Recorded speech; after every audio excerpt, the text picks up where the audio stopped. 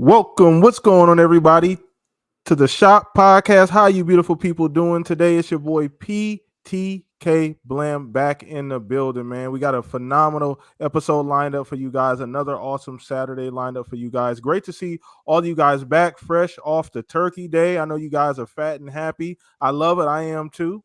So shout out to everybody who showed up tonight. We already see people piling into the chat. So if you have not already, please share that link out. The Shop Podcast is live, man. We got a dope show tonight. Got a bunch of great guests on tonight. Some familiar faces, but always glad to have people here. Let me do some quick shout outs here in the chat. What's up, Psycho, OCD, Ghost Fixer? What's up, Shonsu? Shonsu been here 2 years, man. So shout out to Shonsu. I just saw that flash. Been a member for 2 years. So thank you, bro. For the continued support. Polly Baba, shout out to everybody coming in chat. Appreciate you guys, man. We got a lot to talk about. It's been a great week. Looks like we got our next guest sliding in the third base here, but man, shout out to you as well too. But we're going to get into our guests, man. We got a lot to talk about. I'm not going to take up too much of you guys' time. Once again, retweet the link. Let everybody know the Shop Podcast is live. But we're going to start with our guest here, Mr. Webb Dave. Glad to have you on, man. It's been a little bit since you've been on the show, been a couple months, but always glad to have you here, man. Let everybody know where they can find you, Dave. Oh, thanks, man. Yeah. It's Outbreak Gamers on YouTube is the easiest way to find me, or Web Dave on the X / Twitter, whatever you want to call it.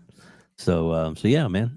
Thank you so much for having me here. It is awesome, man. I mean, every single one of the people on your panel is absolutely amazing. So I'm looking forward to it, man. So awesome. Thank you. I appreciate you, man. You guys know what to do. We always go give plenty of love to the guests because they take their time to come out and hang out with us here at the Shop Podcast. All the stuff's down in the link in the description. Please go follow Dave, Outbreak Gamers, everything, the podcast, everything. Got some big stuff lined up, but I'll let him get into that. I ain't gonna spill the beans too much. Thanks, but shout out to you, Dave, for hanging out. What's up, Steel in chat? What's up, Steel, my guy coming through? Let's go ahead and throw this over to our other guest. I don't really need to introduce this gentleman. He is the cousin of the show. Shout out to you, man, for coming through. I threw up the bat signal last minute and you were available, brother. So I appreciate you. How you been, man? Oh, not bad. Just getting all these receipts because it's tax season. Yes, sir. You know, I thought tax season was in April, but we got to get all our receipts now because the tax collectors are ringing the bell, so we got to show proof of everything and stuff. So got to give them receipts now. But yeah, no, for real, man, it's been absolutely a blast this past week. Hanging out with some of the fam on our shows and stuff, and lots of fun times to be playing games with the holiday season and stuff, dude. So happy to be here. Love that Dave is here. We got the usual Fuzz and Pong Soul, and then the one and only PTK Blam. So let's have some fun, bro. Let's get into it, man. I'd love to have you here every single time, cousin. I appreciate you. Extended family, man. We already see some FSP love in the chat. Like I said, I appreciate you guys. You guys know what to do. Go follow Fun Speculation. All that information is down in the description, man. Shout out to all of you guys, man. Let me throw this over to my two brothers, man. We're going to start with you, Mr. Pong. So I have a sneaky suspicion you've been holding on to your receipts as well, or at least collecting them. Man, there's so many.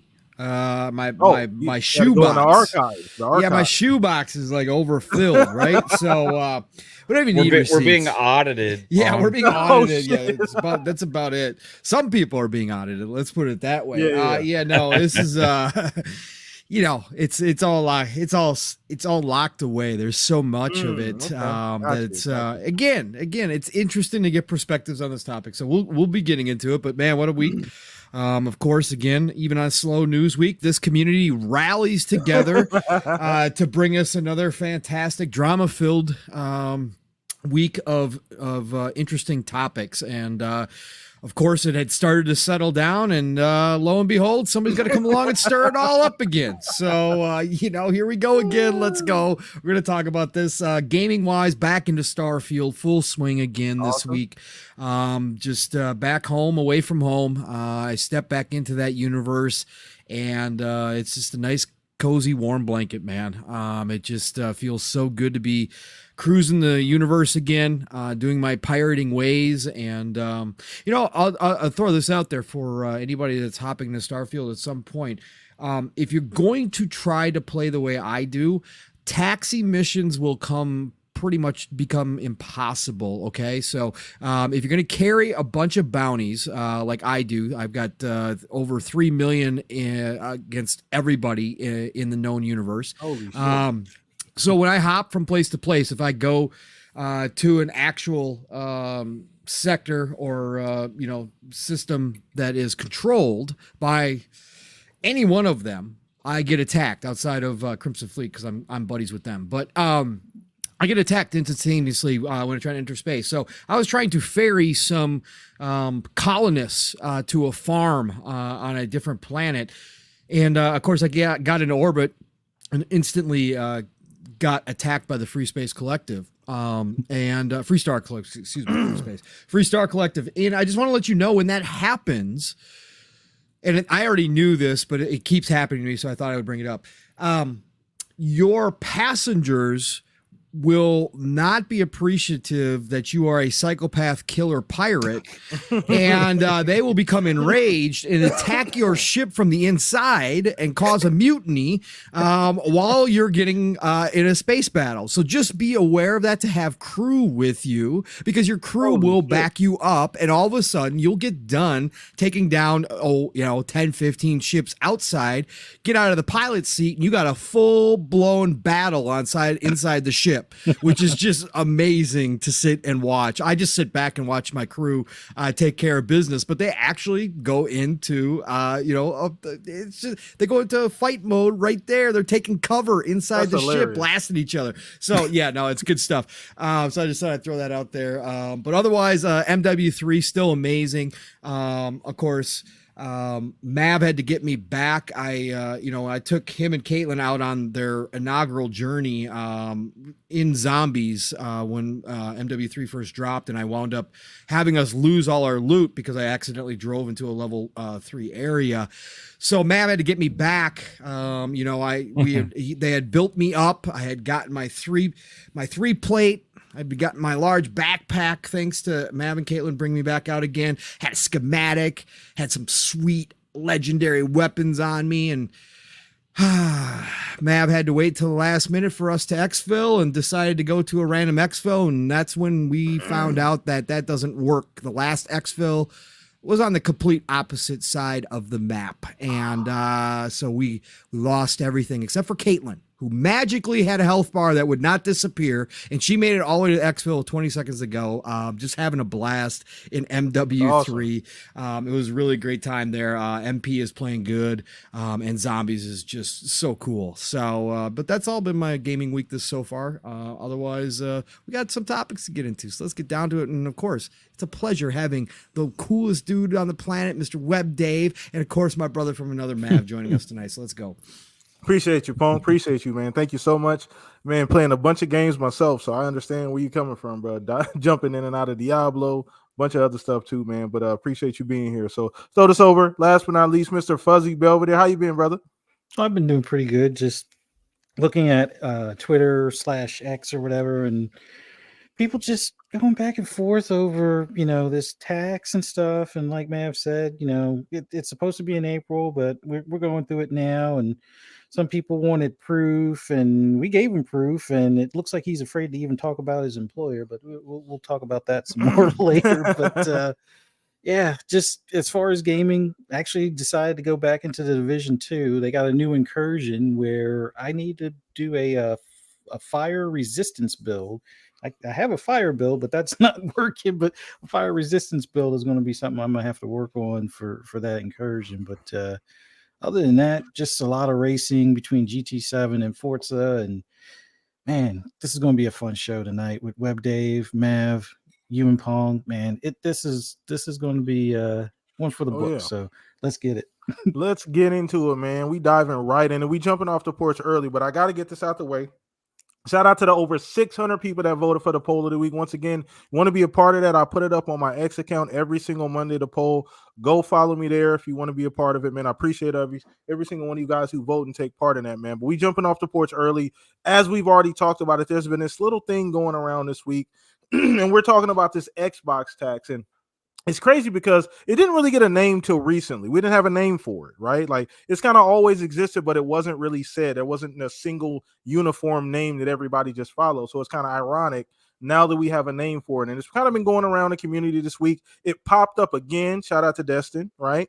It popped up again. He kind of threw gasoline on the whole subject, and it popped up again. So I really want to get everybody's opinion. I haven't gotten a chance to talk about this at all. Definitely want to hear from you guys, chat, because you guys are a big part of this show, and I love to hear all you guys' opinions on this topic. So maybe I'll just set the table, and we'll get to you first, Dave, on this. So essentially, this Xbox tax is real. Let's just get that out the way.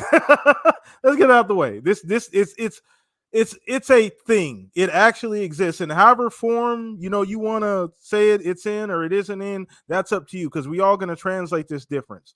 But there is a clear bias and or tax, whatever you want to call it, when it comes to Xbox, and there's reasons for that, and I'm sure we're going to get into all of that, and I'll kind of bring that back around. But Dave, we're going to start with you, brother. We're going to start with, because this is something, like I said before, it's always been in the community. It's never really had a formal name. So now that we got a name attached to this thing, just what do you think about the whole Xbox tax in general? Is it real? Is it not real for you? Where are you at on that? Okay. First of all, I have to say that I'm tax exempt. So, just okay. No, Dave is Dave is nonprofit. Pastor Dave, huh? Oh my goodness, man. It is real. And I'm sure it actually comes out in many different names. The people that are in most denial or stating that it's not real are the ones that have the most to hide. And that seems to be the case from a lot of people. And Destin, I do enjoy his work. He's doing himself no favors. He's going to die on that hill in more ways than one, because he really doesn't have everything that gets brought up to him when he tries to diffuse it or dismiss it for whatever reason. It just does not seem viable to me, because the tax, quote unquote tax, is real. There are a lot of biases. Now, why are some of them? I would assume that a lot of them have to do with money and click and what they get to their site.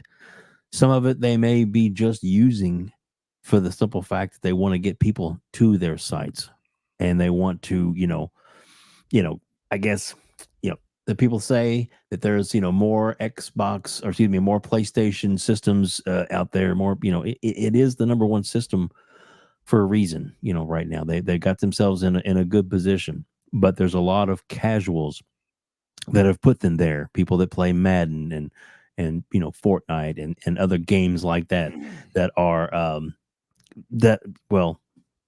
Call of Duty, that go to that platform just because their friends play there. And that's why they have such a foothold. But the foothold is starting to slip.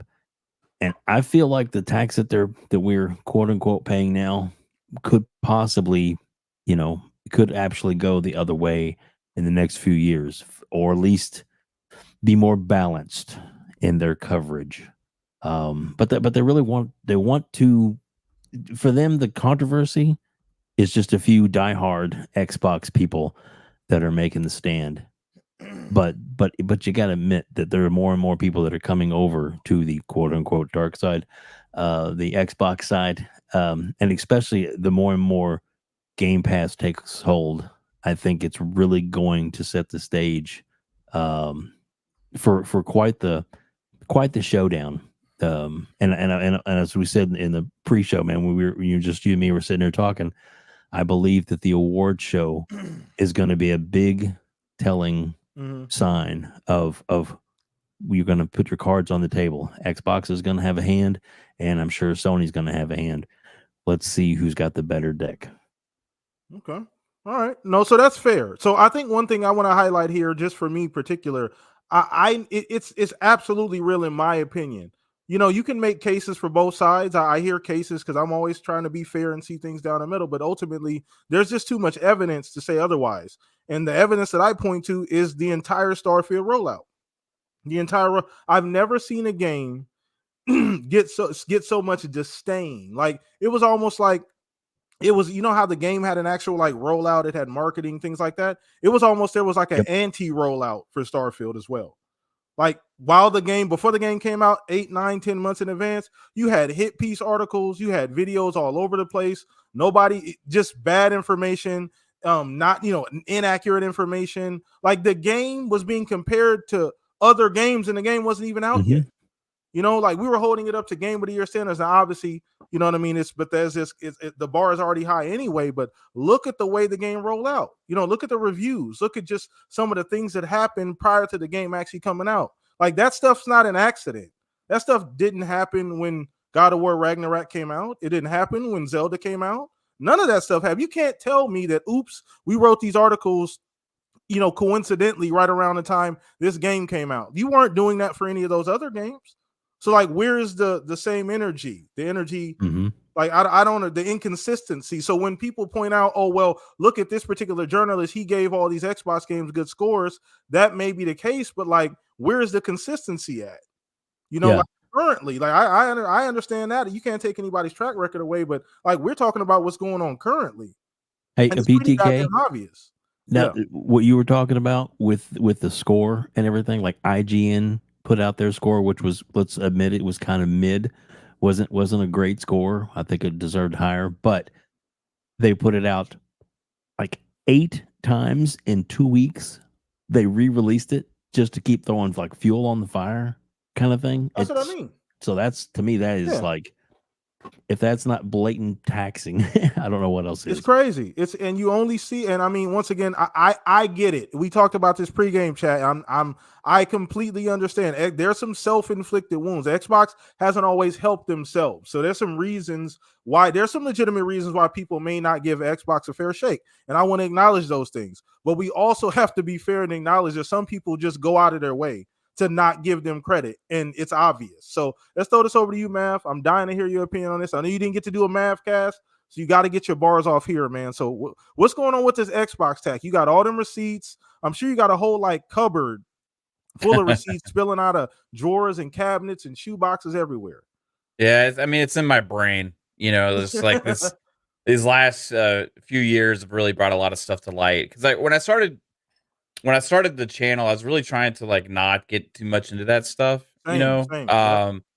But it just became too apparent and blatant and nonstop with this stuff, and you kind of really start to see it more and more, the more attention you pay to things, And speaking to Destin, specifically, right? It says all you really need to know just in the fact that he felt the need to even make this video, and then followed up with a stream today. I mean, he works for IGN, right? Like the defensive aspect that like they keep showing from that publication specifically is pretty crazy to me, because they're like trying to be like, no, that doesn't exist.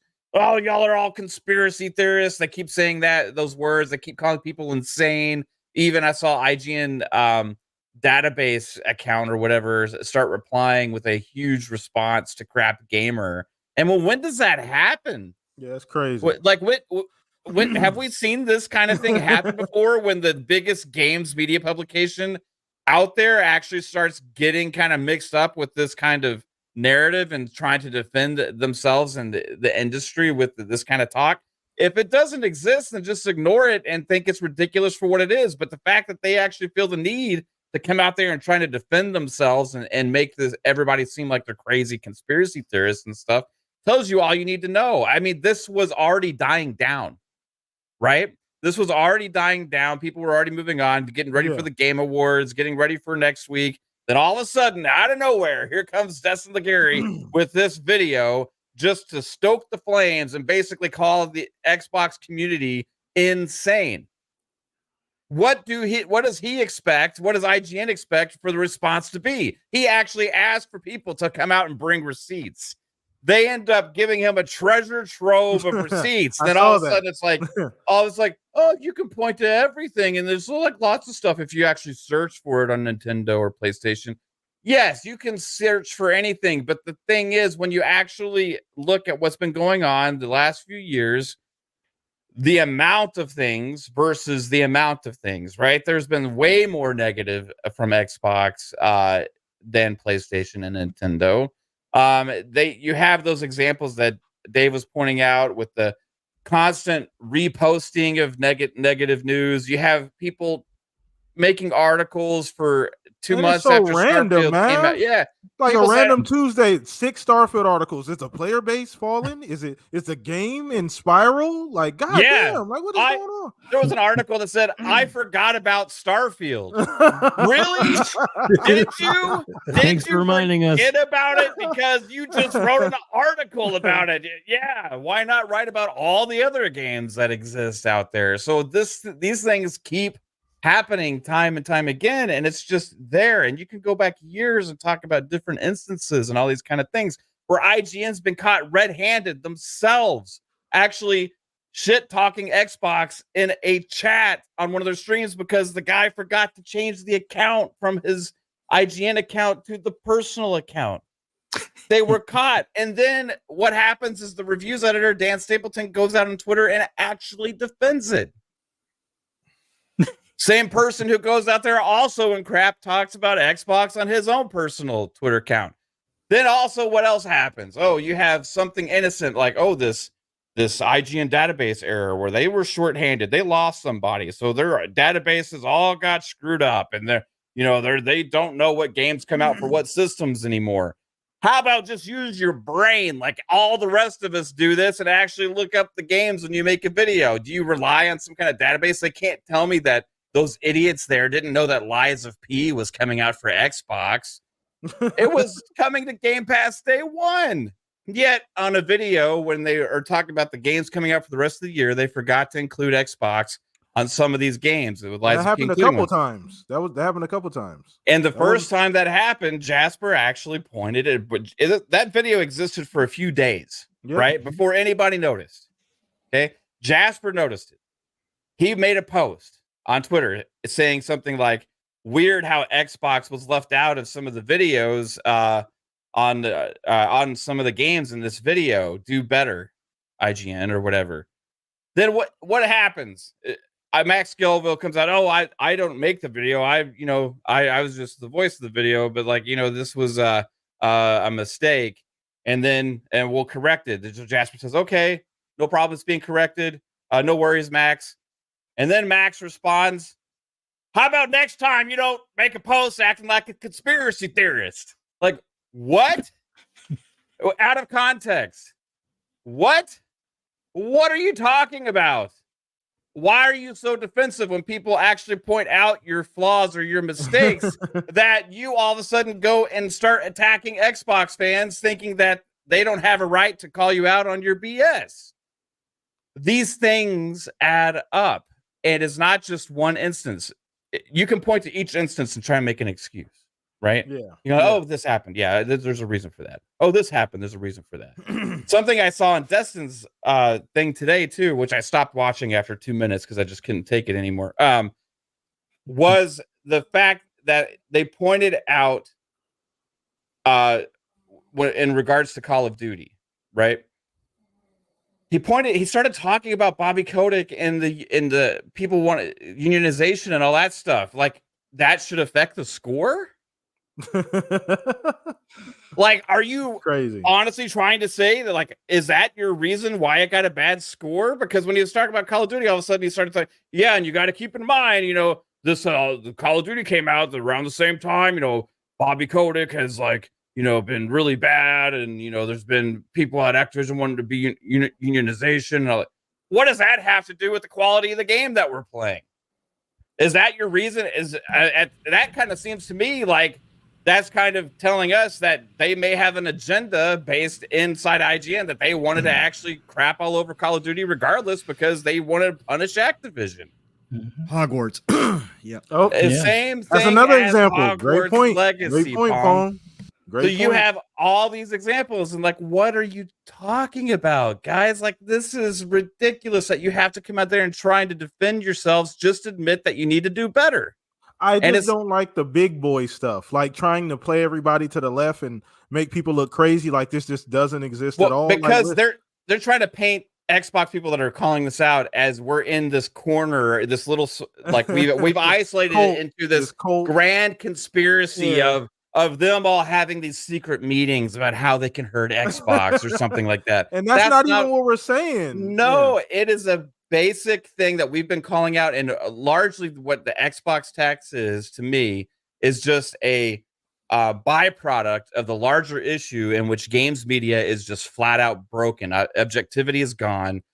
Preferences and biases have ran too rampant within the people that are supposed to be objectively grading and talking about these games to be more informative, right?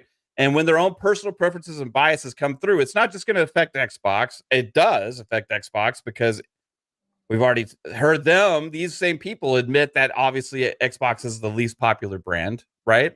But it affects other things. It affects those games like Hogwarts Legacy. It also propels other games into a higher status that they don't have any right in being because that's a certain preference that they have is those kind of games. Meanwhile, those same people will point to Metacritic and things like that as reasons and excuses why their own thoughts about these things are validated when they're the ones that are creating that score in the first place. Crazy. How can you say that you're in the industry, in the games media is validated based on the coverage and based on their thoughts when they are the ones actually creating that score? It doesn't work that way. You actually have to separate yourself from the situation and realize that you are responsible for that situation that's occurred in the first place, which you are then trying to validate how you feel and the response from the Xbox community saying that they are insane. None of this makes any sense when you actually look at it. You can't take the result of your bias and preferences and use that as validation that it doesn't exist. Yeah. It's crazy, man, because it's too much. It's too much obvious evidence. Like we talk about this year round. There just wasn't a name for it. Like that's the only difference, man. We didn't have a name. We didn't have a formal name for it in the community, but it's always existed. We see it in so many different shapes and forms, and it's kind of crazy. As you brought up the point before we throw this over, were you done? By the way, I don't want to cut you off soon if you were still. I could go for 8 hours. Okay, on this, man, so we better move on. All right. I want to let you cook if you need to get your bars off, bro. But yeah, one ironic thing that you brought up is that these are the same people that go back and write these articles. How the hell are you gonna sit and tell me? You know what I mean? Like where my preference should lie. And oh no, this is not the picture that we're trying to paint. This industry is full of, high integrity individuals. That's clearly not the case. Just real quick again, PT. It's like, see, look at this. This is obviously evidence that this is bad. One thing Destin did to Call of Duty was he pointed towards the review scores about, hey, it's just justifiably a bad game. Y'all gave it a 4 for the campaign. IGN is one of the most heavily weighted on Meta, right? And obviously their score is going to affect that. So they're going, and he's basically saying that, this is the game is bad because we said so. There's no bias. Yeah. What? Doesn't make any damn sense. Not at all. Crazy. So I want to throw this over to Pong. Pong, I know you've been itching to get your bars off, bro, and I want to get your opinion on this, man. It's crazy because we've talked about this. You've always been a champion of, trying to be fair. We've always talked about on the Shop Podcast, integrity or lack of integrity in the industry anyway. It's completely separate from just Xbox, right? Just lack of integrity all around. So where you at once we get into the Xbox tax specifically, brother? Yeah. It's a gigantic topic, like Mav said. We could have hours on this because it's much larger than what most people make it out to be. And again, Destin, Ty Guy Travis, those guys from IGN. Again, I don't dislike those guys. I don't guys, they're cool guys. Yeah. I think they're passionate about what they do. They're going to defend their company, their livelihood, their families depend upon a company like IGN. And again, this always devolves into going after the biggest target, which is IGN, right? But it's much, much bigger than that. It's pervasive throughout the industry, and it's not everybody. We got to make that clear. And again, the easy part for these guys who want to come out and defend is you can selectively pick and choose comments from certain people who talk about this, who maybe do distill it down to one or two instances and say, see, I can disprove this, or I can disprove that, or there's an excuse for this, or there's an excuse for that. And they try to shut down conversation, as Mav was talking about, and as you were, PTK, about by using language like insane and conspiracy theory. People have to become aware this is not something that just started in the games industry. This has been going on for a long time outside of the games industry, in journalism in general. We've talked about it a lot, that journalists know a lot of journalists are no longer in the profession of having an integrity-based take. They are in the profession of writing editorials and speaking in editorial terms, meaning that they are just going to give your opinion on the facts on the news. And that's what it's kind of devolved into at this point in 2023. It's been going on for a very long time, but we're seeing it here with the games industry. So I expect people to defend their companies like that. As I said this morning with Steel, I would, no matter what I thought of my own company internally, if I didn't have an alternative, I would never come out in public and speak about it and destroy them, knowing that I probably wouldn't have a job come Monday if I did. Again, this is just normal human behavior from these guys, and that's fine. Again, I don't have a problem with it. I don't have a problem having a discussion. Yeah. But the fact to deny,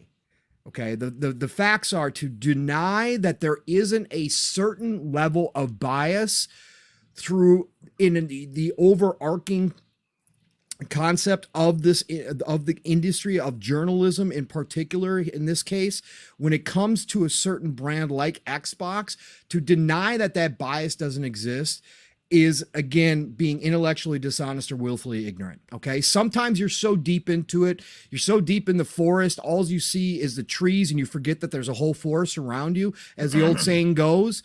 I think that sometimes happens, but to deny that that's a fact, to try to shut down conversation by using demeaning terms towards people who are having that discussion is just par for the course right now in 2023. This is what we've come to. We can't have any meaningful conversation in any way, shape, or form with some people because they don't want to hear it, and they'll just throw out terms to shut you down. We see it all the time, and that's what's happening here. The facts is that in a lot of ways, and you said it, PTK, and if you want to look at this from a bigger point of view, Xbox certainly created this narrative in some ways themselves. Okay? Definitely. We got to acknowledge that. If we're going to say one side, we got to talk about the other. Yeah. Right, because they threw away all the goodwill they had from the 360 generation going into the Xbox One generation. And we're not going to sit here and relitigate this again, okay? This has been talked about. They themselves, including Phil, the head of everything, has come out and admitted to what happened. Okay. They made a whole documentary that had a whole segment on it. Okay. So again, we're not going to relitigate this. They threw away the goodwill. But what happened was then there's a large group of people that have now become professionals, quote unquote, journalism in this industry that grew up during that generation, that were teenagers in that generation and then became writers. Okay. It happens. And during that generation, they grew up on PlayStation. Now there's also older crowd included in this, but that older crowd, much like me, probably has been with PlayStation since day one when they entered the marketplace, when the PlayStation 1 dropped, right? And they've probably spent a ton of time in the PlayStation ecosystem like I have, and have a certain type of bias towards PlayStation because PlayStation, during the PlayStation 4 era, cemented themselves with a certain type of game that really appeals to the wider audience and became known as the premium experience in video gaming. While all the stuff that Xbox did during the 360 era, all the games that they got when they were the cool kids on the block because PlayStation 3 costed so much, because the cell processor was a piece of shit that nobody wanted to work with for the first half of that generation. Developers couldn't get their games running on it. Everybody forgets all this history. Xbox 360 became the cool kids. They had Gears of War. They had Halo in its peak. They had all of these games Mass come out Effect. that were exclusive. Some of times exclusive just by default because the developer didn't want to put their game on PlayStation because they didn't want to work with the cell processor. So they had that library. They had everything.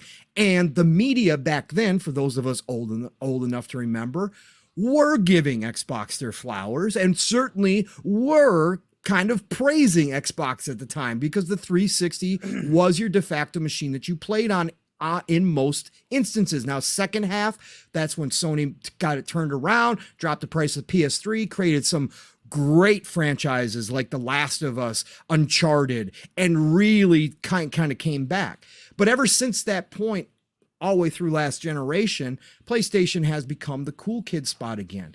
And when you are not, and we talked about this last week, when you're not in the cool kids club, you have a hard time getting noticed. You have a hard time being that person. So Xbox certainly had their hand in putting themselves in this position. Definitely. My point being, though, is it's gotten to the point in my eyes that it is 1,000 times harder for Xbox to get credit when they do something well versus anybody else. Now, we know Sony and Nintendo is forgiven for a lot of things because of the cool kids. Man. Xbox's climb back.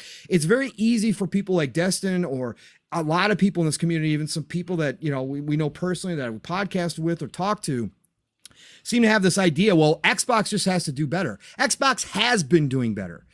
We have given them criticism when they haven't done it. 2022, we were all out here on podcasts talking about what an awful year it was for Xbox and how they needed to turn around, and that was unacceptable for where they I'm were at. glad you brought that up, Pong, because I can't stand when people say that we're the worst critics. Like Correct. we criticize them Correct. more than any other fan base. Like, so how don't sit up and talk to me about, you know, being critical and they need to get better. Duh, I know Right. that. Duh, they need to get better. You know what Correct. I mean? Like, and we've we been saying. are critical. And again, Destin kept pointing, well, you got to be critical of Xbox. You got to push.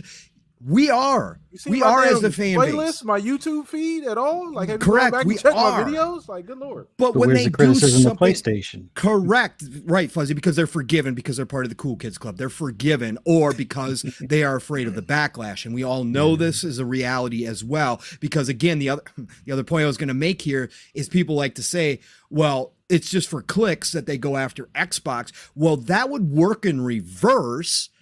That would work in reverse if they went after PlayStation too, because you would have the Xbox community praising that article and you would have the PlayStation community up in arms. If you wrote an article like, I see Horizon is in trouble because the concurrent players are dropping off on Steam. that would happen in reverse if you did that, but there's a reason why you don't do that, because you don't want to anger PlayStation, right? Because we've heard plenty of stories that they will blacklist you, right? Versus Xbox, who we've heard Xbox doesn't blacklist hardly anybody, right? So again, there's reasons behind this. But anyways, my point being is now that they are doing well, they have a much harder climb. Why is it that, okay, let's say that they did cause their tumble down the hillside. Why do you all of a sudden throw a mountain up in front of them that they have to climb like Tom Cruise in Mission Impossible with no ropes up the side of the mountain to try to get some type of recognition at some points? Why is it got to be that much harder this time around? I'll tell you why. Because a large portion of the wider gaming media industry does not play their games on Xbox. They do not probably, and again, this is an assumption. There is no proof of this. We don't have a neutral poll taken. I would love to see it happen. I would guess, I said this last night on Ultimate, I would guess that if you polled the entire worldwide industry and asked them what systems they personally own in their home, I can guarantee you, in my belief, that the Xbox would be somewhere about 30% or less, okay, of who owns an Xbox. So When you don't have that baseline, there is going to be either an unconscious or a conscious bias that comes through naturally, as humans are wont to do when you are trying to review content on that system or trying to write articles concerning that system. If it's not a system, if it's not an ecosystem that you are actively participating in, then of course you are going to have some slant against it. You are going to have those moments where it comes out. Now, I will reiterate, this isn't about me. Okay, this isn't about me. I'm in it. Okay, I'm here. I'm podcasting. I look at the news every single day. I read these articles. I pay attention. I could care less. It doesn't sway me one way or the other. So it's not as easy as Destin likes to say, oh, just don't listen to that person. don't read those articles. Don't click on them. It's not that. That's not what this is about. I don't need any type of validation from any of you about how I game or where I game or how, what I'm gaming or how much I'm gaming. I don't need that validation. There is a wider audience that is at play, which is the ripple effect that happens with this. The wider audience, those 2 billion, 3 billion gamers that Phil talks about going after, that's who this affects, because there is, outside of this community, a large portion of people who still do go to the IGNs of the world, who still have friends who go to the IGNs of the world, and have those places tell them what games they should be playing. And when the bias seeps in, that's when it can affect that greater opinion. Because if you don't have a bunch of positive articles coming out about the good things being done, and you constantly are seeing a negative slant to things, or more often than not a negative slant to things, you are going to affect that wider audience popularity appeal. Again, Xbox has to do their part. They don't get a free pass. They have to continue improving and doing great things. But when those things come around, that's when I want to see the articles written. And to Fuzzy's point, when the bad things happen to the other two cool kids, every once in a while, I'd like to see more than a few random sites pop up that say something or have questions about it and do criticize, like they say we should for Xbox, do criticize those two more often when the bad things come up, so that the wider audience is aware of some of the issues that are happening there, because they're not going to know otherwise, because they're not here listening to us. They're not here on X in our community participating in this drama-filled nonsense that we have here. They're not here. They're not that tuned in versus when they just go to some of these sites to read what they need to read. So again, that's where the Xbox bias is. Again, the Xbox tax is. The Xbox tax is an over kind of it's a wide range of just general feeling that happens around Xbox. Part of it, I still believe, is Microsoft.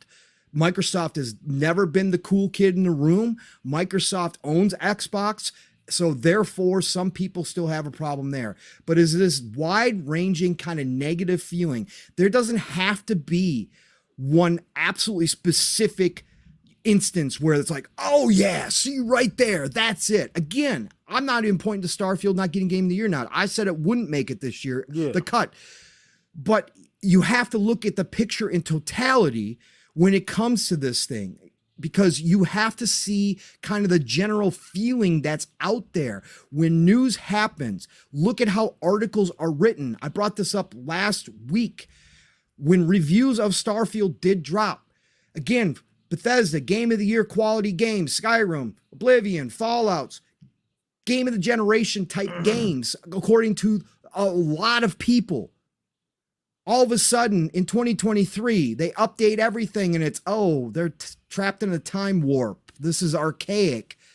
Super Mario Brothers Wonder comes out in 2023. Oh my God, this is a classic. This is absolutely beautiful. This is everything we love about Super Mario Brothers, but just better because it's on the Switch.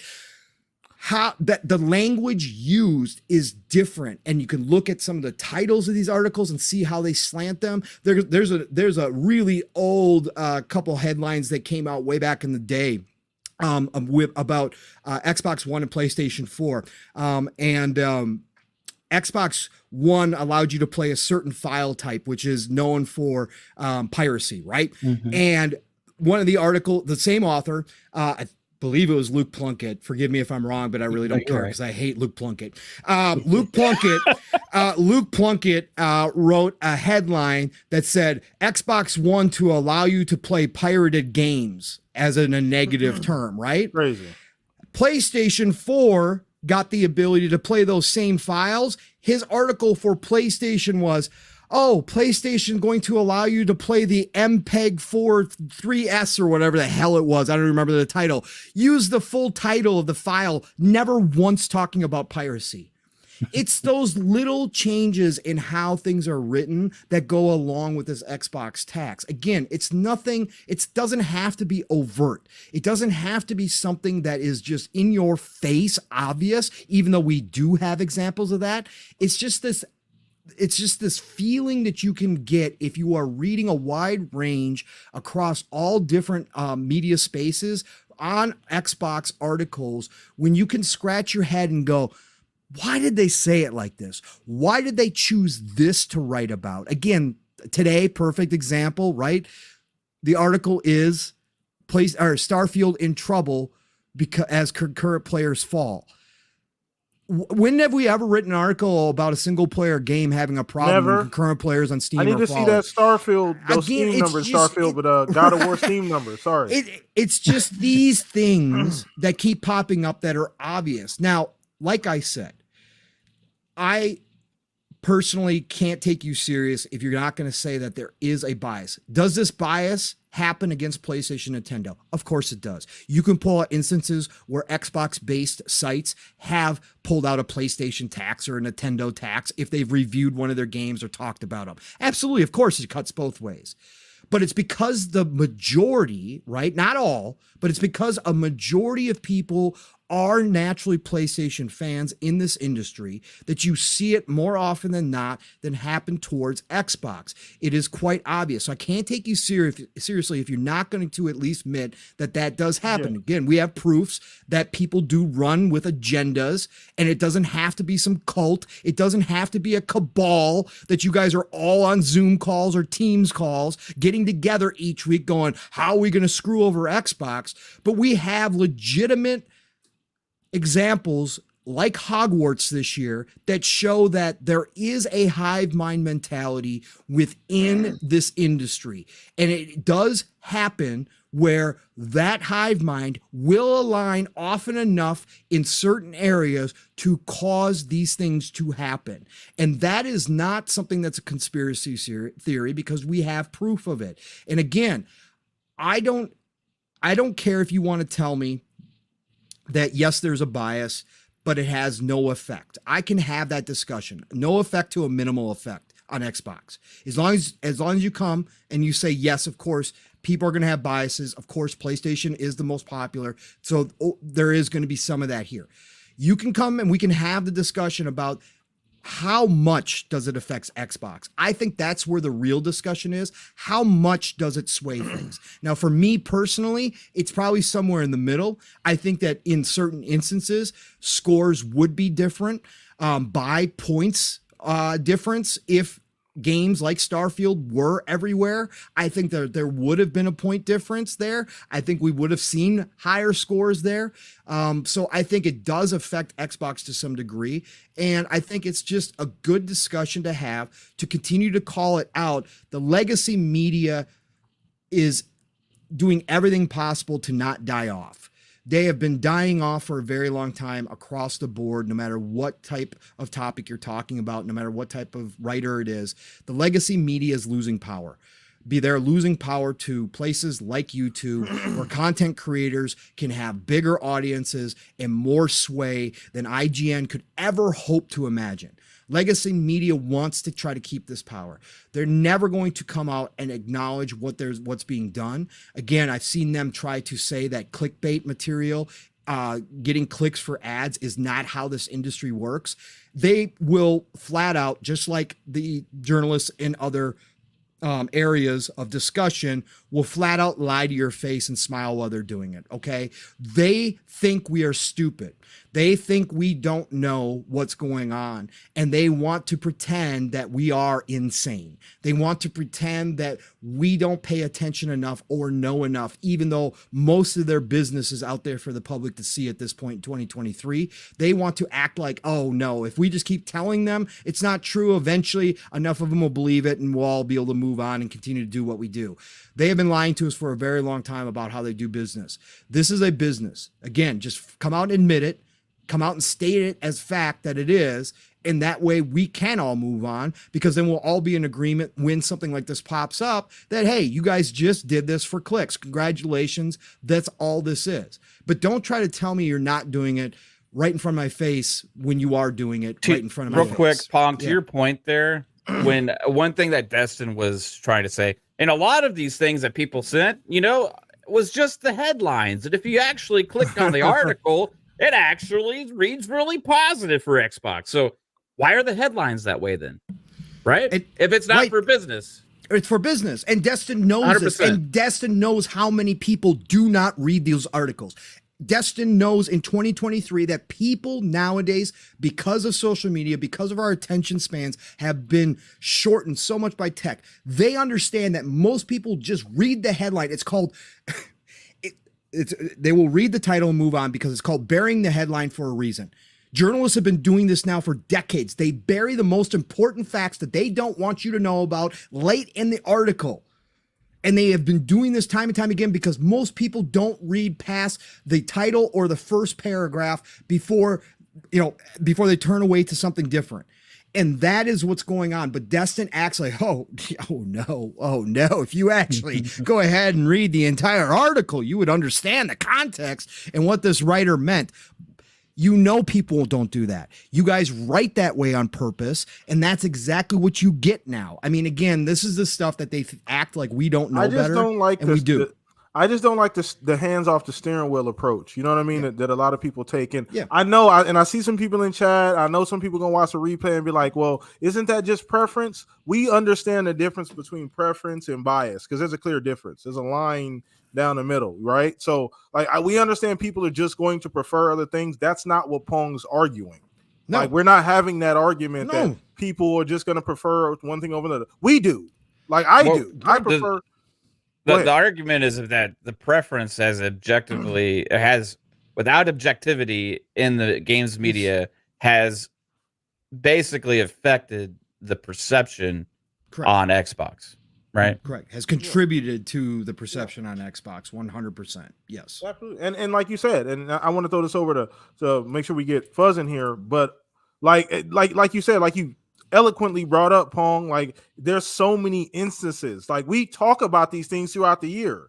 Like we have video topics about particular things that go on, and like these things aren't just made up. We're not making this up. This is not coming out of nowhere. And it's not even like we're asking you to re-review games or do anything over. You know what I mean? Like, I'm not asking for you to re-review Starfield. It is what it is. It's an 80 whatever, right? Like it is what it is. I think you've settled on that. I'm okay with that. Like I think most people have settled on that. We may not agree or feel like it was 100% right, but it is what it is.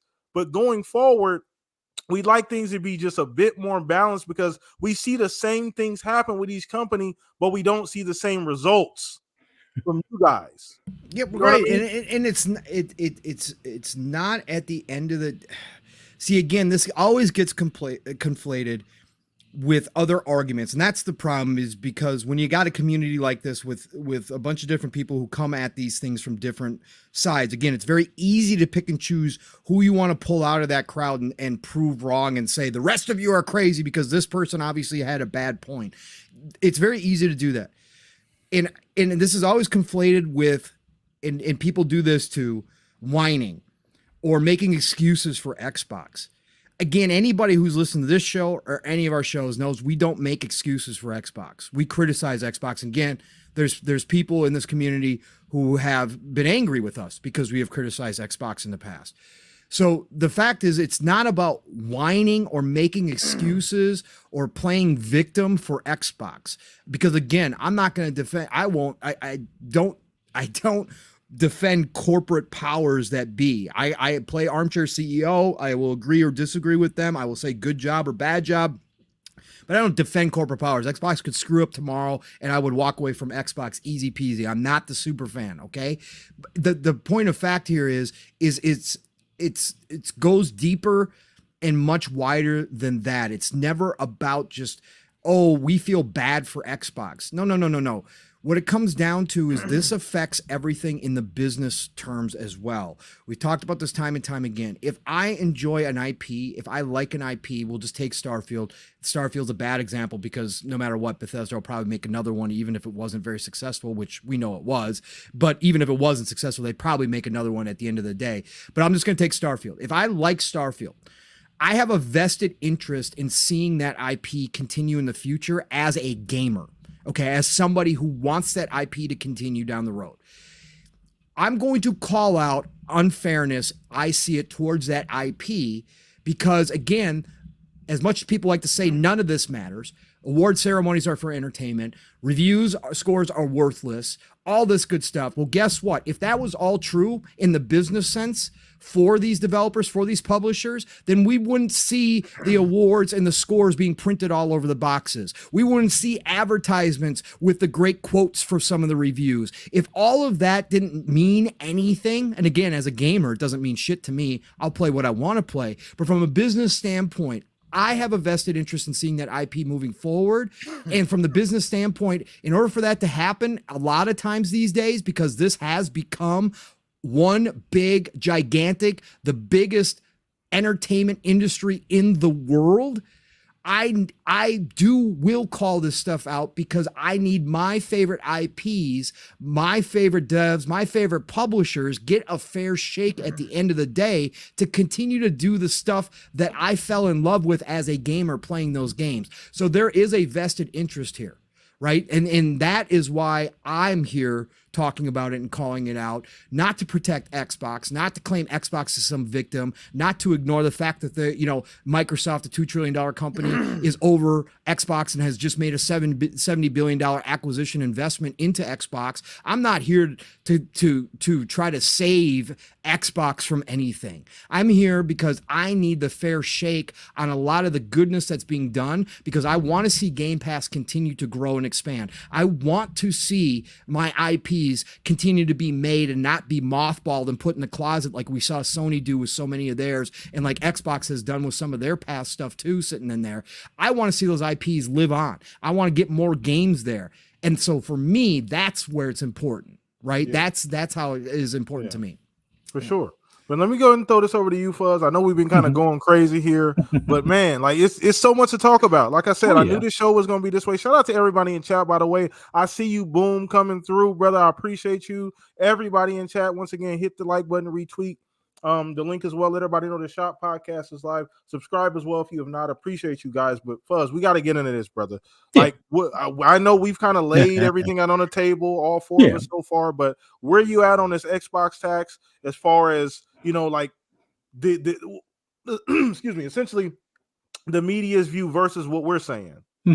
Everybody so far has had awesome takes on this, and my standpoint is I hate the double standard. I hate when you can look me in the face or look me in the eye and tell me a lie on one end of things, and then say these farts don't stink on the other end of things. Like the biggest thing I posed to Destin was just ask his colleague, ask Ryan McCafferty what his deal was with the Xbox One having that timed exclusive for Tomb Raider. And that was, it doesn't benefit anybody. It's only good for, maybe Microsoft sales and fanboys.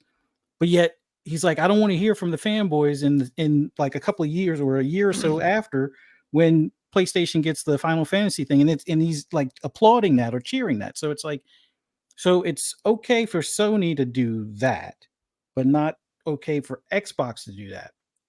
And at the time, I didn't even own an Xbox. Like I was like, this doesn't even make sense to me. I came from PS3 to PS4 and then wound up getting an Xbox. So these little silly things even look weird when you're not even in that fan group as far as for that platform. So you're going to tell me it's okay for this guy to do this, but not the other guy to do that. And then you constantly hear the stories about the batteries in a controller. Who does that in 2022 or 2023? It's like, okay. So let's look at this. My PS3 was a wired controller. My PS4 wound up being a wired controller, towards the end of its life cycle, because the batteries that are built in, that, yes, I know, I've looked on Amazon, you can go ahead and crack those things open and, solder in a new battery, but I'm not doing that. I bought the controller with the freaking console, and I expect it to last the lifespan of the console, not have it where it goes from 8 hours of life 1 year to 6 hours of life, 6 months later, to 4 hours of life the next year, to 2 hours of life, a couple of years later. Like my wife's Nathan Drake PS4 that's downstairs that she uses for like Netflix and all that. The controller has to stay wired to the thing. Like that blue controller has an exactly, like, I want to say 80-minute lifespan, period.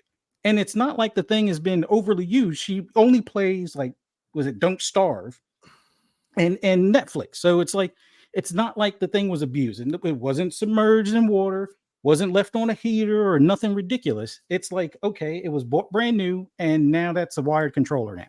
Like, but nobody over at any of these news outlets wants to talk about that. They just want to focus on when Xbox has something where, oh, who uses AA batteries? Well, some of the AA batteries on my original Xbox One controllers with the rechargeables still work. Like, I could still charge them and still get hours of use out of them. Yeah. So I don't understand the double standard between the platforms, other than like what everybody's addressed, where, okay, PlayStation is the market leader. It's the popular brand, the cool kids per se. But in the grand scheme of things, I don't get it when the cool kids are actually selling you, crap or regurgitating stuff that you've already played. Like, I don't understand the concept of a remake in 3 years. Like, I thought remakes were something that's supposed to be in the 5 to 10 year span, preferably closer to the 10-year span. Like, The Last of Us 2 came out the end of the PS4 generation, which was what, 2019, 2020? It won Game of the Year in 2020. Here we are talking about it coming out in 2024.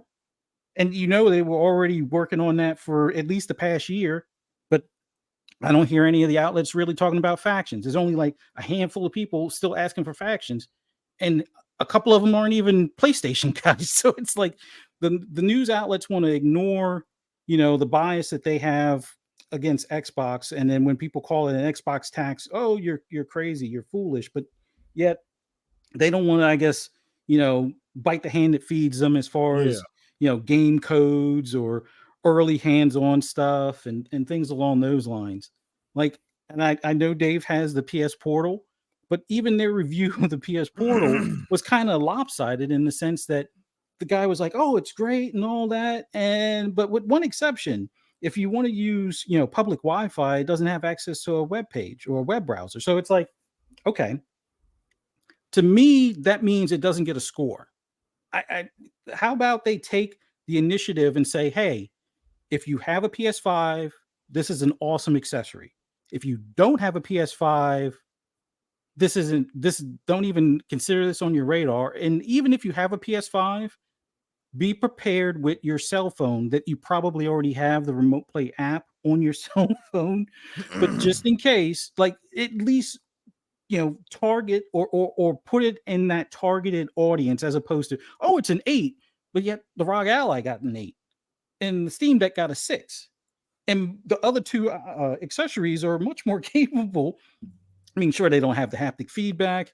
Yeah, you got to do some things as far as using the touchscreen as opposed to the built-in controls for some of the stuff, but overall, I don't understand why it's like that accessory, they had to find a way to point out the what would be a deal breaker for me as a small bump in the road, but still give it an 8. But then if Xbox has a similar thing, like I've seen articles now complaining about the step-by-step tutorial that they gave for those that own the Steam Deck.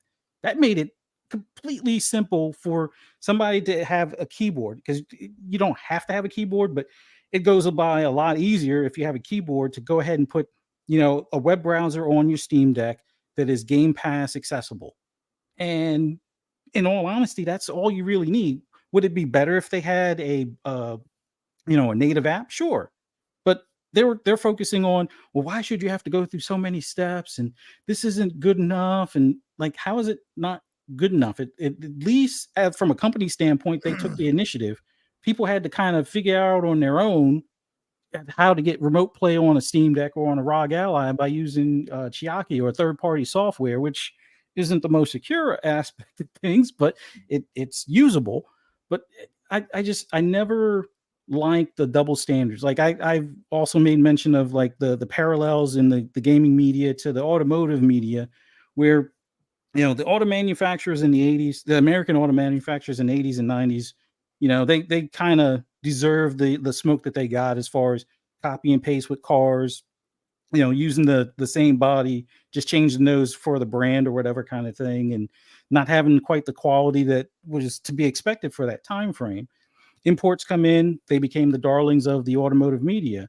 And even to this day, with the exception of probably Tesla, because of them being the new kid on the block, the US auto manufacturers don't get quite the praise in a lot of cases that they deserve, even though they've been winning JD Power and Associate awards for years. Not to knock a Honda or Camry or anything along those lines, but it's like there are times where there are either better or just as good, other brands out there that seem to get ignored in the media as far as like when it came to automotive. And it kind of feels the same way when it comes to Xbox. It's like whatever, Microsoft did in the 80s and 90s seems to still hold weight over how Xbox is looked at. Like I saw that there was a recent article bringing up the Red Ring of Death, but nobody seems to want to talk about the hack at PlayStation. Like there was supposedly a recent one, but the one from 2011, you don't see any of the gaming media really bring that up at all. Like, and that was down for, what was it, 2 or 3 months that the service was completely down, and they had to apologize to the Japanese government and all that stuff for, the disgrace of not, being forthright on it when they, first happened type of thing. So, but everybody wants to break up the Red Ring of Death. And yes, dollars involved. Yes, that was probably more expensive with the Red Ring of Death, but Microsoft stood behind it. That the hack of 2011, Sony tried to cover that up as long as they could. And then until the Japanese government found out, that's when they kind of like, yeah, we effed up. We're sorry type of thing. Here's a free game or two type of deal. And the media never talks about that anymore, no matter what goes on with Sony. Like all of the stuff recently with like Bungie, give Jason Schreier his flowers as far as bringing up the story and stuff, but nobody was talking to it to the same extent that they were for 343. When 343 went through reorganization, it was like, what's the state of Halo? What's the state of 343? Should Xbox move on from Halo and all that stuff? I don't see those same type of articles for Destiny or for Bungie, and they delayed their next game and delayed their more recent, the next DLC contact or expansion. So, but where's the article saying, is Bungie in trouble? Is Sony in trouble for buying Bungie? Is the state of Destiny in question or in flux? No, you don't see those articles. So I don't know. I as far as I'm concerned, Xbox tax is real. And anybody that says differently, I say, show me bad news articles on the other brands on a regular basis, especially on their social media accounts from like Gaming Bolt or Eurogamer or any of those where they post the same bad story 6 times in one day. Like the whole thing with the Series S is a potato. I think I forget which one it was, but it was like either Gaming Bolt or GamerX or whatever. They posted that 6 times in like 2 hours about the Series S as a potato. But there was never a story about the liquid metal issue on the PS5, nor did they even ask Sony for comment. Like if that was an Xbox thing, you best believe all of the media would be asking Xbox, hey, we want you to comment on this. Because they even asked them about the kid that faked the smoke coming out of the Series X when that first came out, to the point where Xbox had to comment on it. I remember that. But where's the stories about the liquid metal stuff? They didn't ask PlayStation about any of it. So once again, it's preference, bias, whatever you want to call it. I see it for what it is, and I'm tired of it. And I've stopped paying attention to a lot of these media sites for the fact that if you're not going to give the pros and cons fairly across the board, then you're not worth my time. Like, I at least want to know, hey, what's the roadmap for PlayStation in 2024? All right, we got confirmation that Helldivers 2 is coming. We got confirmation that maybe Stellar Blade should be releasing in 2024. I'm pretty sure MLB The Show is coming out. What is it? I don't even know if Bungie's game is coming out. Well, I guess Bungie's game is supposed to come out, or is that 2025? But that's like, if that was Xbox where there was that much of a question of the roadmap, they ran Xbox through the mud in 2022. And they've always been saying ever since like the end of Xbox One generation, they're like, well, when are you going to release these bangers? When you showed this game, but when do we actually get to play the game? It's like they ask the questions of Xbox that they are afraid to ask the questions of PlayStation.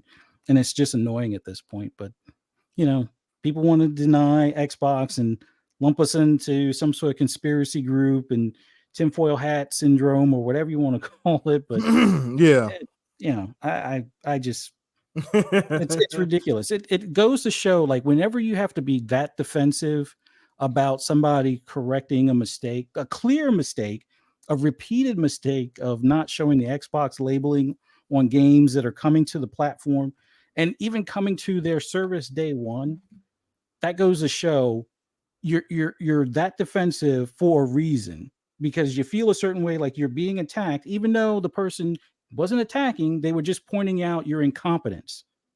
But I digress. I'm done rambling. I'm sorry. No, that's all good, man. No, it's chat. Once again, there's so much to talk about this, and I knew this is why I started with it. I knew we were gonna go long on this, but I want to get back to Dave and Mav on this as well too, just to kind of maybe spin this topic a little bit, right? So, can I just say how Yeah, go ahead, impressive go it ahead. was that Fuzzy ran down the history of receipts right there? That man had you know, that. Fuzzy's Must an have had a organized individual, spreadsheet. Paul. Yes, Yeah, he had one of those Excel. spreadsheets. Yeah, exactly. That was yeah. impressive, Fuzz. That's Oh, all I yeah. got to say. Either That was a that or long history of Rolodex or a receipts. file cabinet, probably all three he used to get his bars that's off. all the stuff. Like, as a gamer that has both systems, or you know, a lot of the hardware that's involved, and as much of the software as my pocket can handle, I look for feedback from some of those areas, not for validation or anything like that, but just to see where they see things. Like, maybe I'm completely wrong, that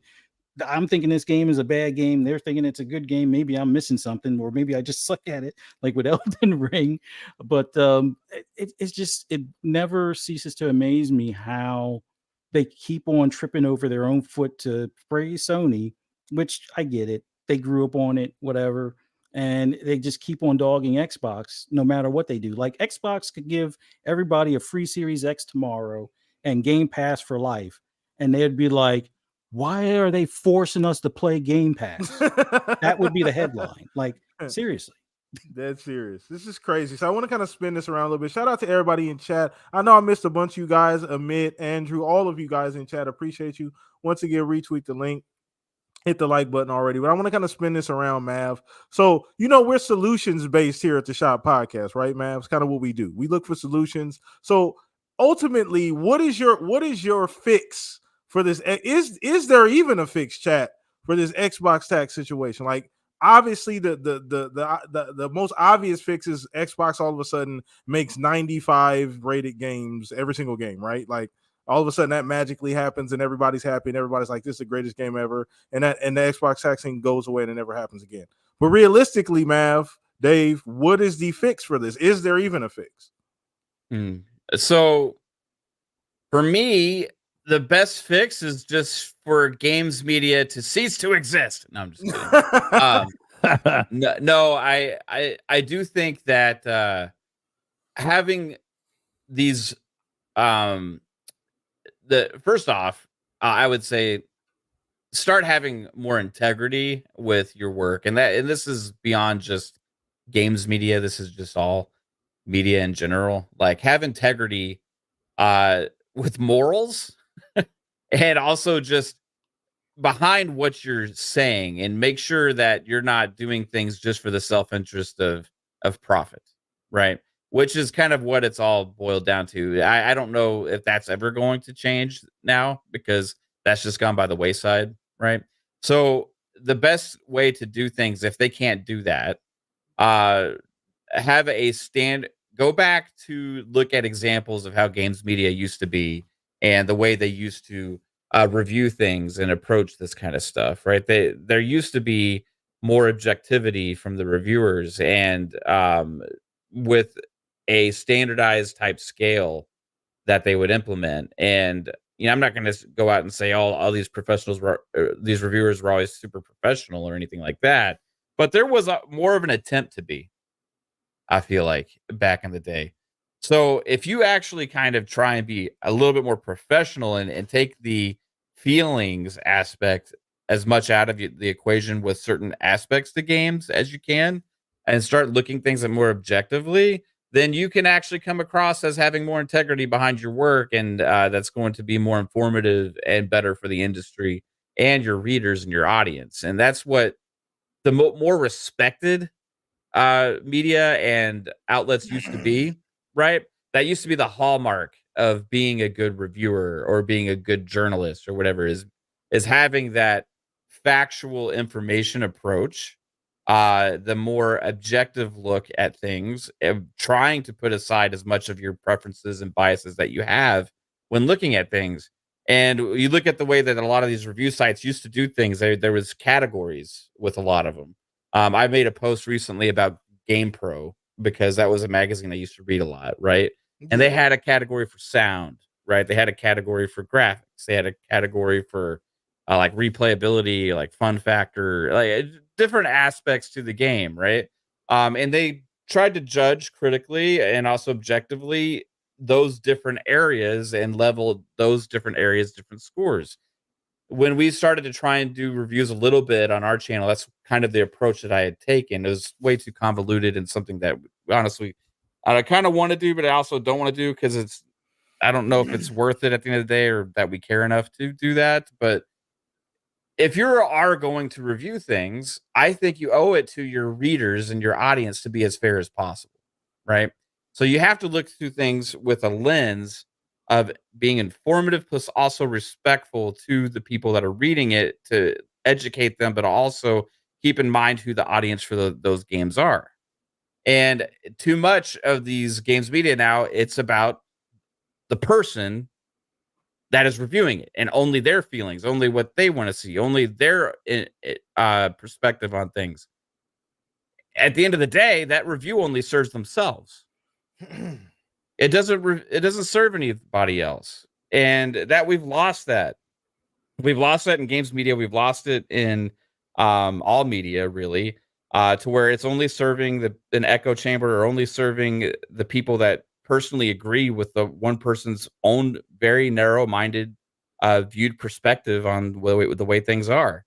So if you actually go and you try and categorize things, you look at things more objectively in each category, and you try and approach things where quality actually matters again with games, then you're going to come across as being a lot better. And to think that the whole industry is going to start trying to adopt that kind of mentality, I absolutely think it's really far-fetched and never going to happen. Definitely. So at the end of the day, that's the way to fix it. Yeah. But I think it's a lost cause because all these guys have egos. You in the even trenches, man. It's too far. You try and challenge anything they say, they get way too defensive. They block everybody that disagrees with them. They just call you conspiracy theorists, or they'll claim you're rage tweeting them. One of them claimed that 3-Bit was rage tweeting them. He was just like was like pointing out a couple things. 3-Bit is the calmest individual I've ever met. I know, and he had an amazing post yesterday too about this whole situation that blew up. That he kind of broke things down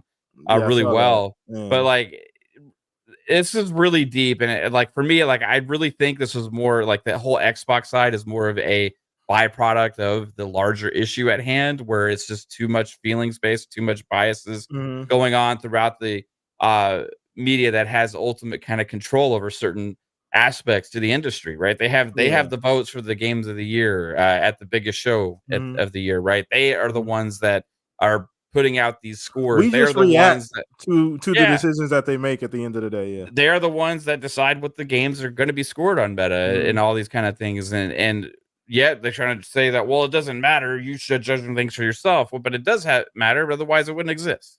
Right? Right. Like, so, like, Right. why are you partaking in something that doesn't matter then? Like, you're going to Yeah. say it doesn't matter, but that's what you're pushing to everybody. So just get some some freaking Oh, integrity. you're good. You're back good. I swear here, in- Mav. No, no, you're good. All You're right. good. Yeah. Get some fucking integrity back in your belly, guys. Sorry, Caitlin. Sorry, Don't you we really had to think- let him. Right, Where had to is the let that one fly. integrity and the objectivity in you anymore. Like, it is gone. Like, there has been such a lack of that, and just in the world.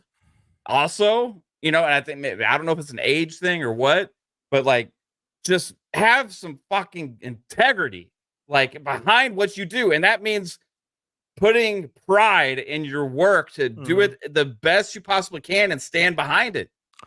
And that doesn't exist anymore. It's all the egotistical idiots that think everybody else themselves are insane, or anybody that disagrees with them is insane.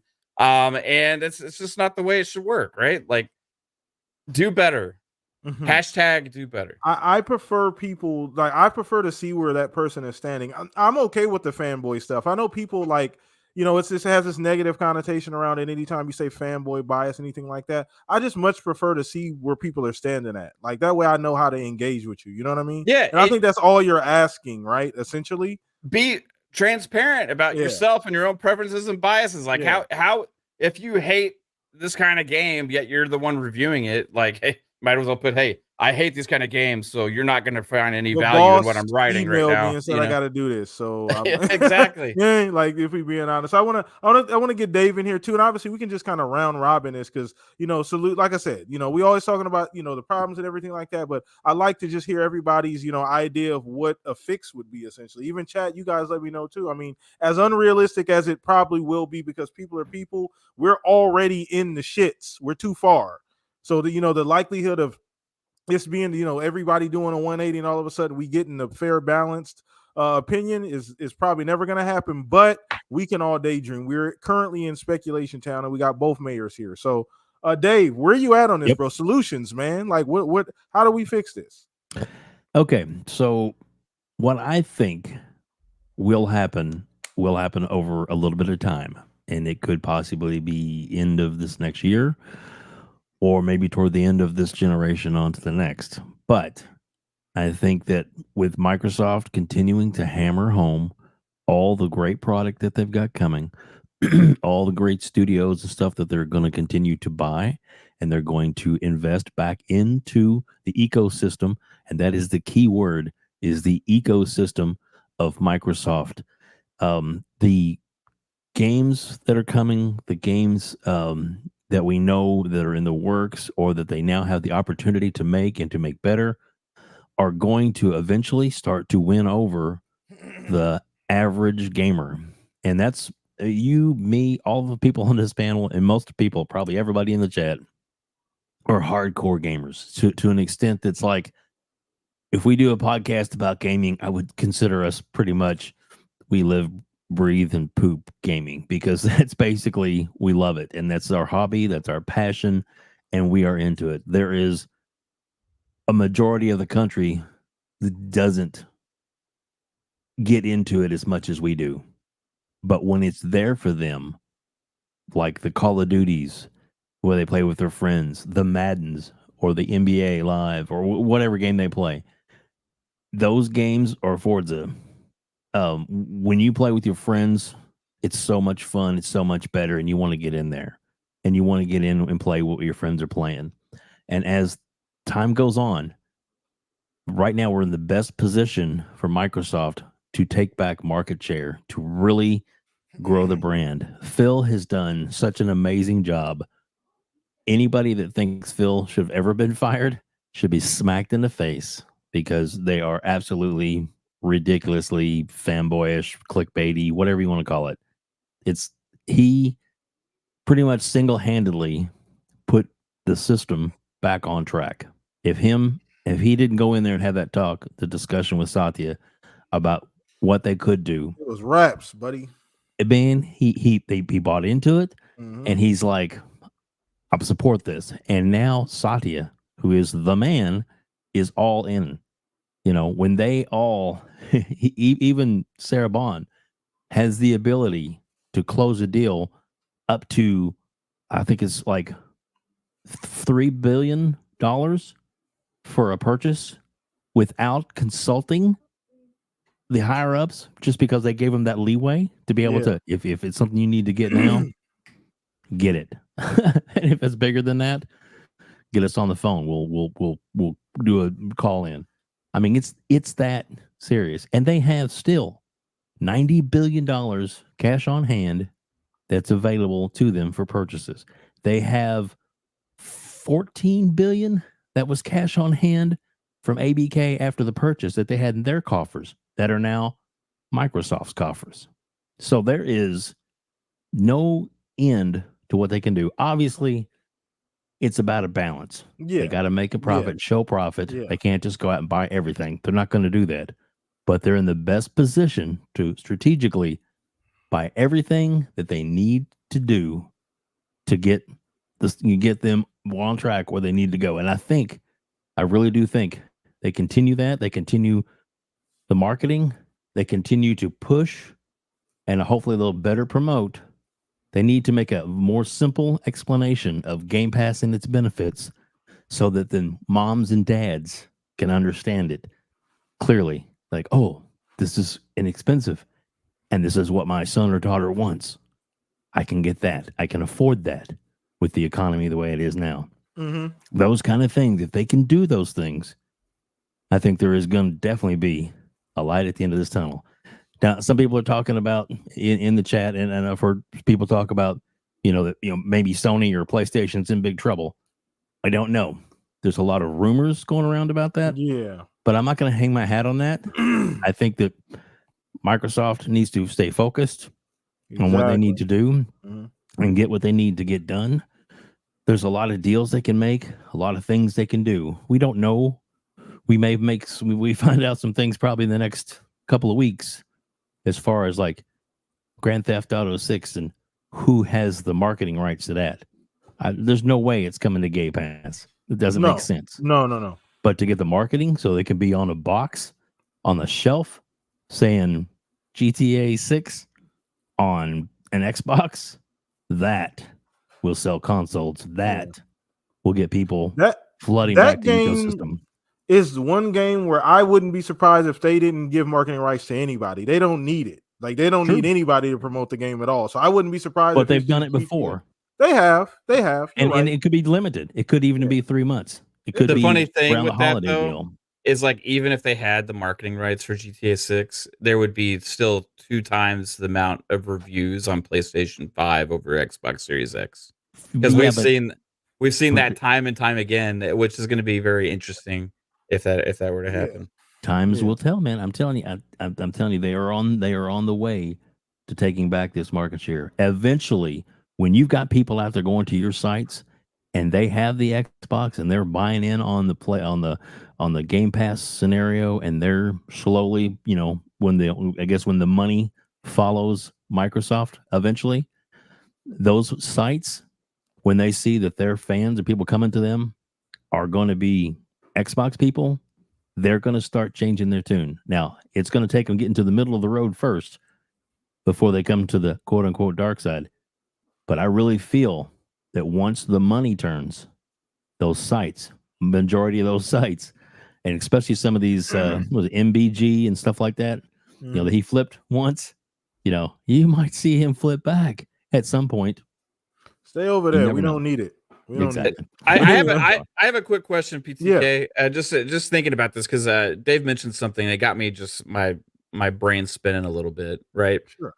There was I think Windows Central and had put this out that, like, after the ABK acquisition, now like Xbox and Microsoft is projected to have more gaming revenue than PlayStation for like the first time, right? So what do we consider market share in this day and age? What do we Well- consider? Do we consider it consoles still, Well, like the old days, or do we consider it? Well, we More- can't because they're Yeah. not doing business. They're not conducting business the same way. Xbox 'cause, no like, longer looks. There's at the already traditional numbers. now. There's more Xbox people that play Xbox games than there is Yeah, PlayStation because of You're Call talking- of Duty and because of all Call of these Duty, other monthly users, right. things like that. Yeah, for Yep. sure. So Yeah, all these other games too. You know what I mean? So it's like Yeah. I'm kind of like, dude, does Xbox have a larger market share? Here's the problem, know? Nav, right? Here's the problem. Yeah. When we talk about this, it's really hard because obviously for years now, we've taken Xbox at their face value that they're moving beyond the console, right? So a lot of our talking points that we have are based upon that, right? And we've seen Right. them make moves there. But the reality is when we have these discussions, we talk mind share, we talk all this stuff because we still don't we recognize it, but we still don't talk about like the mobile side of things. We still don't talk Mhm. about, PC is just there. It's just a part of the wider audience, right?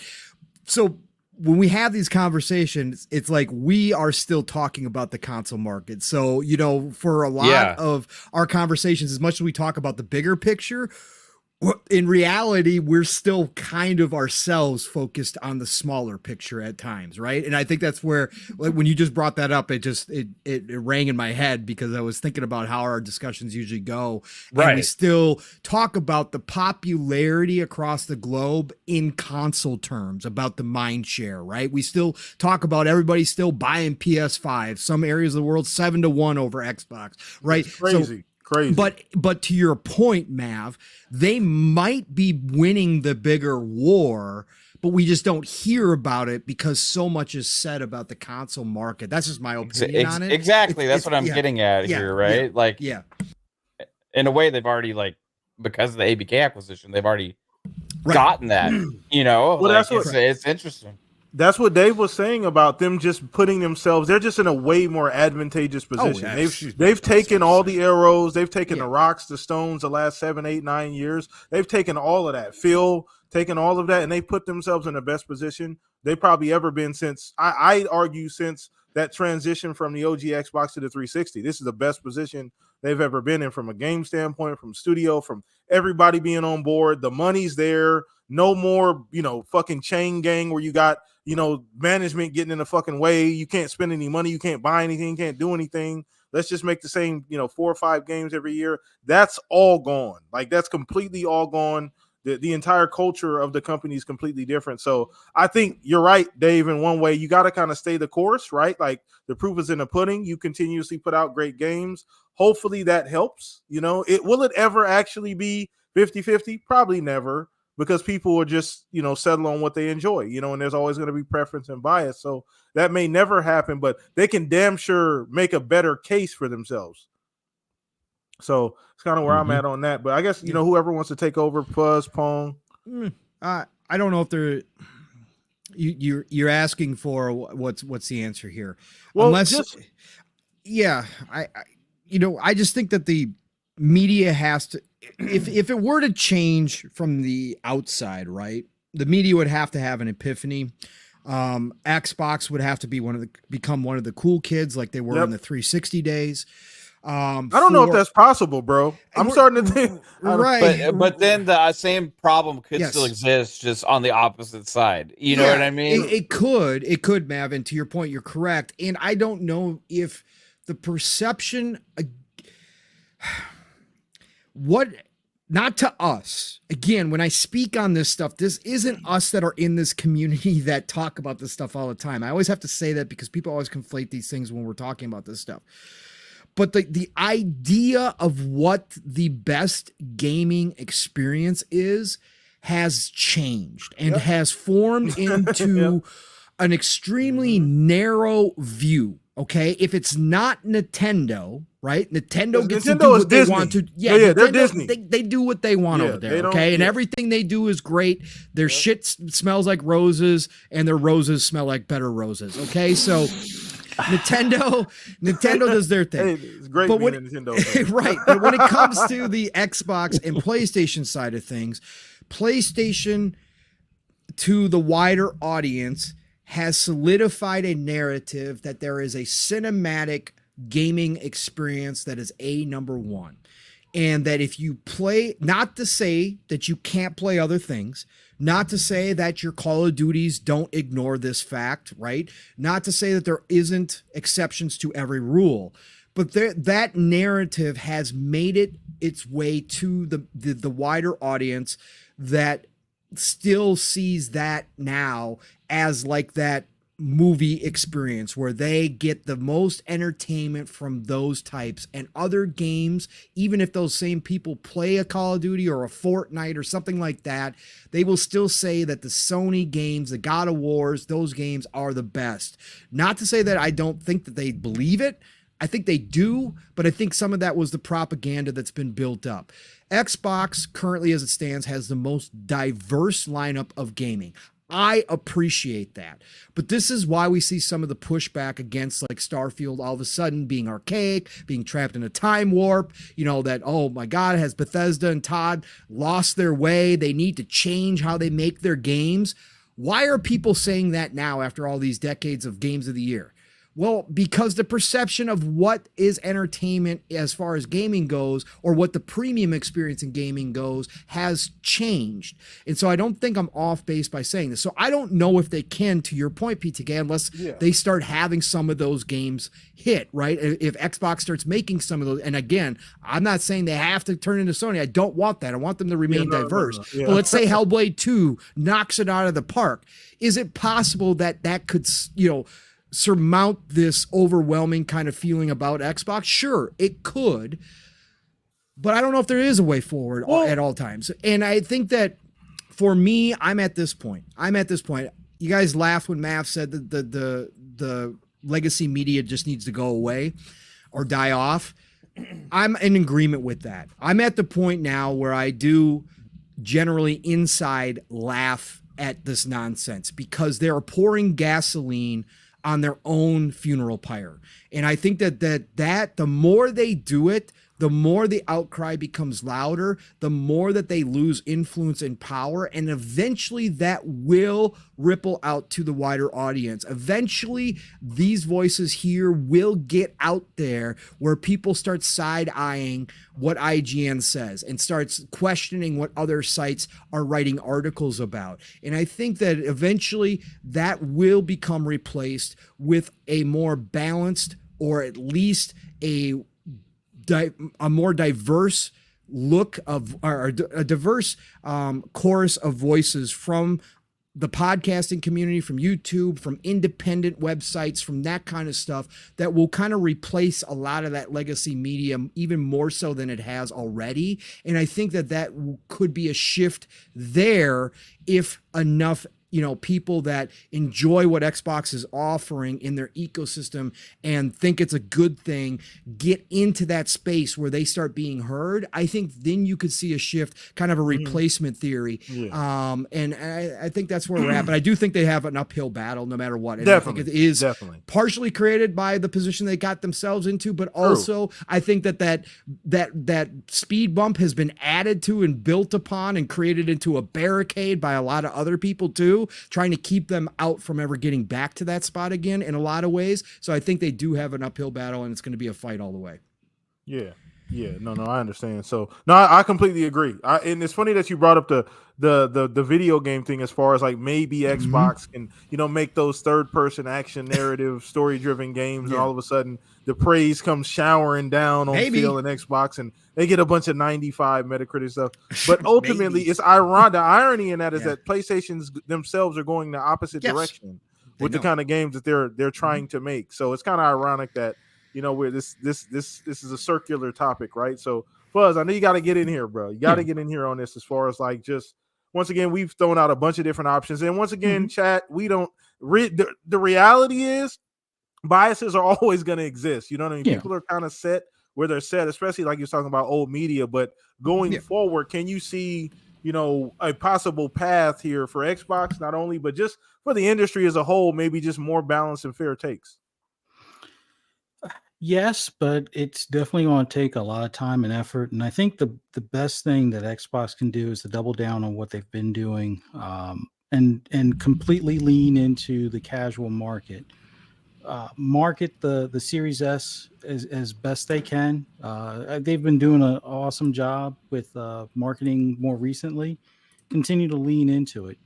Throw out that family pass as far as attracting a lot more of your customer base. I know that there's probably some hesitation from them just because of if it cannibalizes existing memberships or what the case may be, but I think you need to have something like that out there to kind of bring more people into that or into the ecosystem.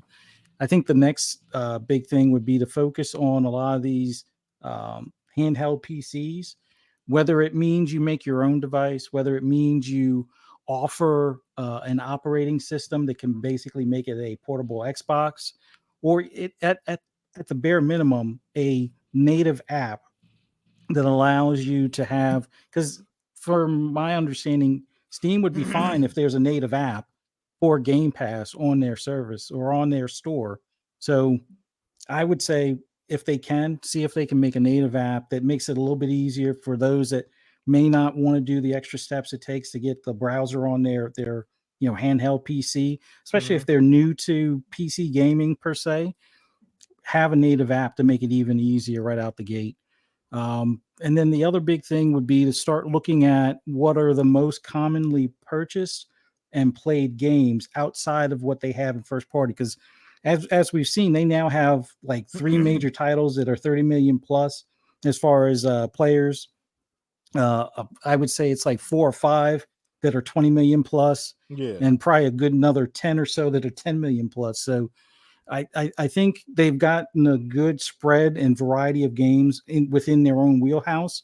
But if it means you pay a little extra for 2024 and 2025 to have NBA 2K at launch, or to have Madden at launch, do it to really drive home that you get this console and you get this service.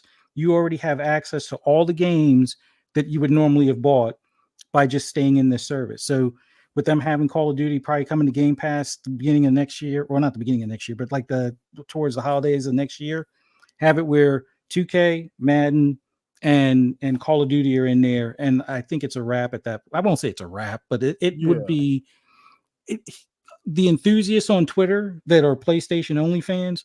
They'll still be like, oh, I'm not switching, blah, blah, blah. But the general population at that point, I think it would probably be like a 7 to 3 type of split where people would pick up that box, know that they spend, the 16 or 17 or whatever it is a month, and get this box for $200. Yeah. I think that would be the thing going forward. It would almost be like the way their growth of subscriptions would probably be like the way Disney Plus was to some extent. But I think that's probably their best steps. Start calling out the media in your ads to some extent, as far as when they show how the Series S is a potato. Start showing your ads where the Series S has ray tracing in a number of games and is 120 frames when the competition has less 120 frames capable games. Start driving those things home. Play the old game of the media when they were all about the 900p versus 1080p. Kind of flip it on them, and like, shout out to Destin on that. He's a part of that. Exactly. So just go ahead and point out, hey, this console has over 100 games that are 120 hertz, or can be 120 frames per second. How about the competition? And it shows like 12 games or something like that. So I think you point out the weaknesses in the competition. Sure, they can say, oh, we have great games that, we remaster again and again, or, make fun of like how people used to point out how Xbox was all about Halo, Forza, and Gears.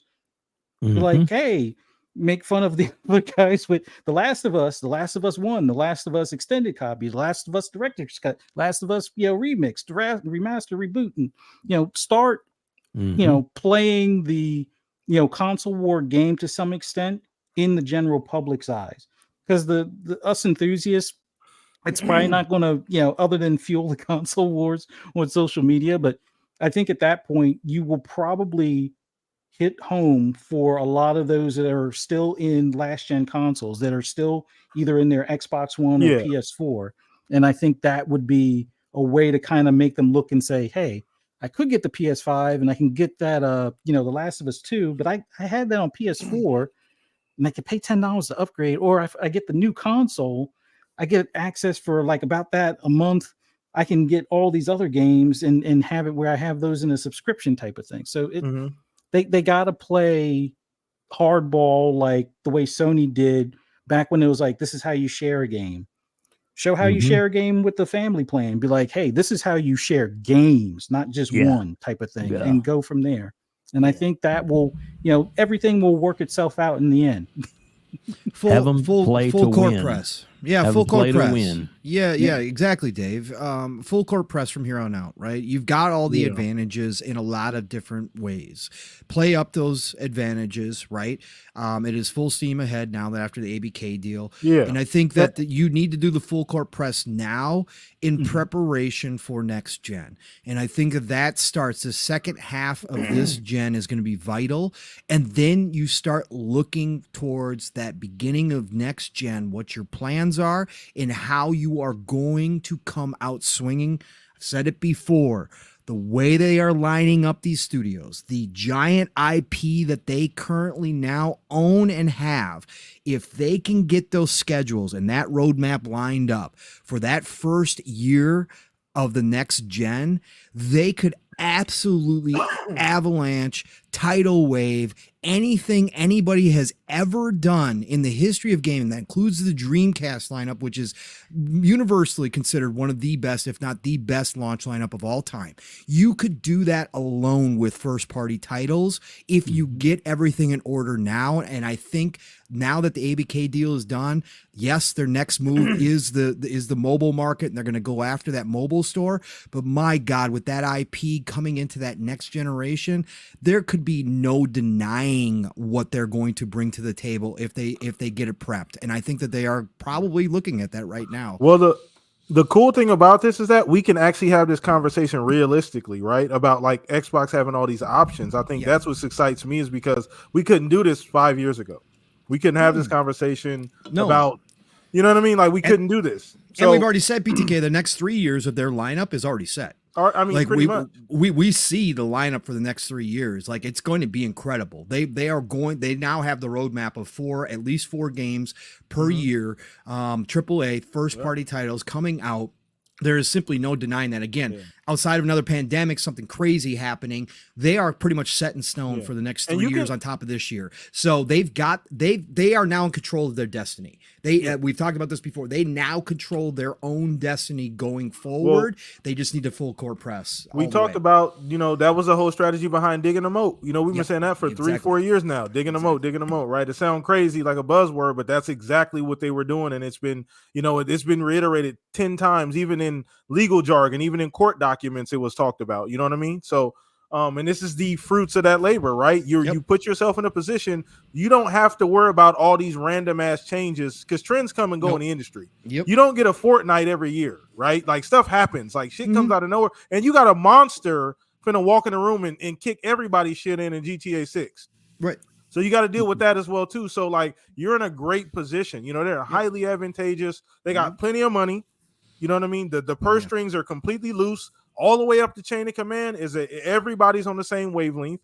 You've gotten all the IPs. You even got a bunch of old ones, that you can dip into if you need to fall back on, remakes, remasters, things like that. You don't really need to go anywhere for anything else, outside of some type of specialty game. You even have those. You got the shit with Kojima, the stuff with Sega. You got some other stuff in the oven. They're in a fucking phenomenal spot. So even though we're having this conversation about the media and all of that, I don't want none of you guys in this chat to forget Xbox is in great shape. Like, let's not forget that at all. I know we're having the back and forth about the media and all the pushback and all the bullshit that Xbox gets, but in reality is they're going to have to deal with a new version of Xbox, and they're going to see that going forward, and we've already started to see that. So it's going to be really, really good. I'm really excited. Execution.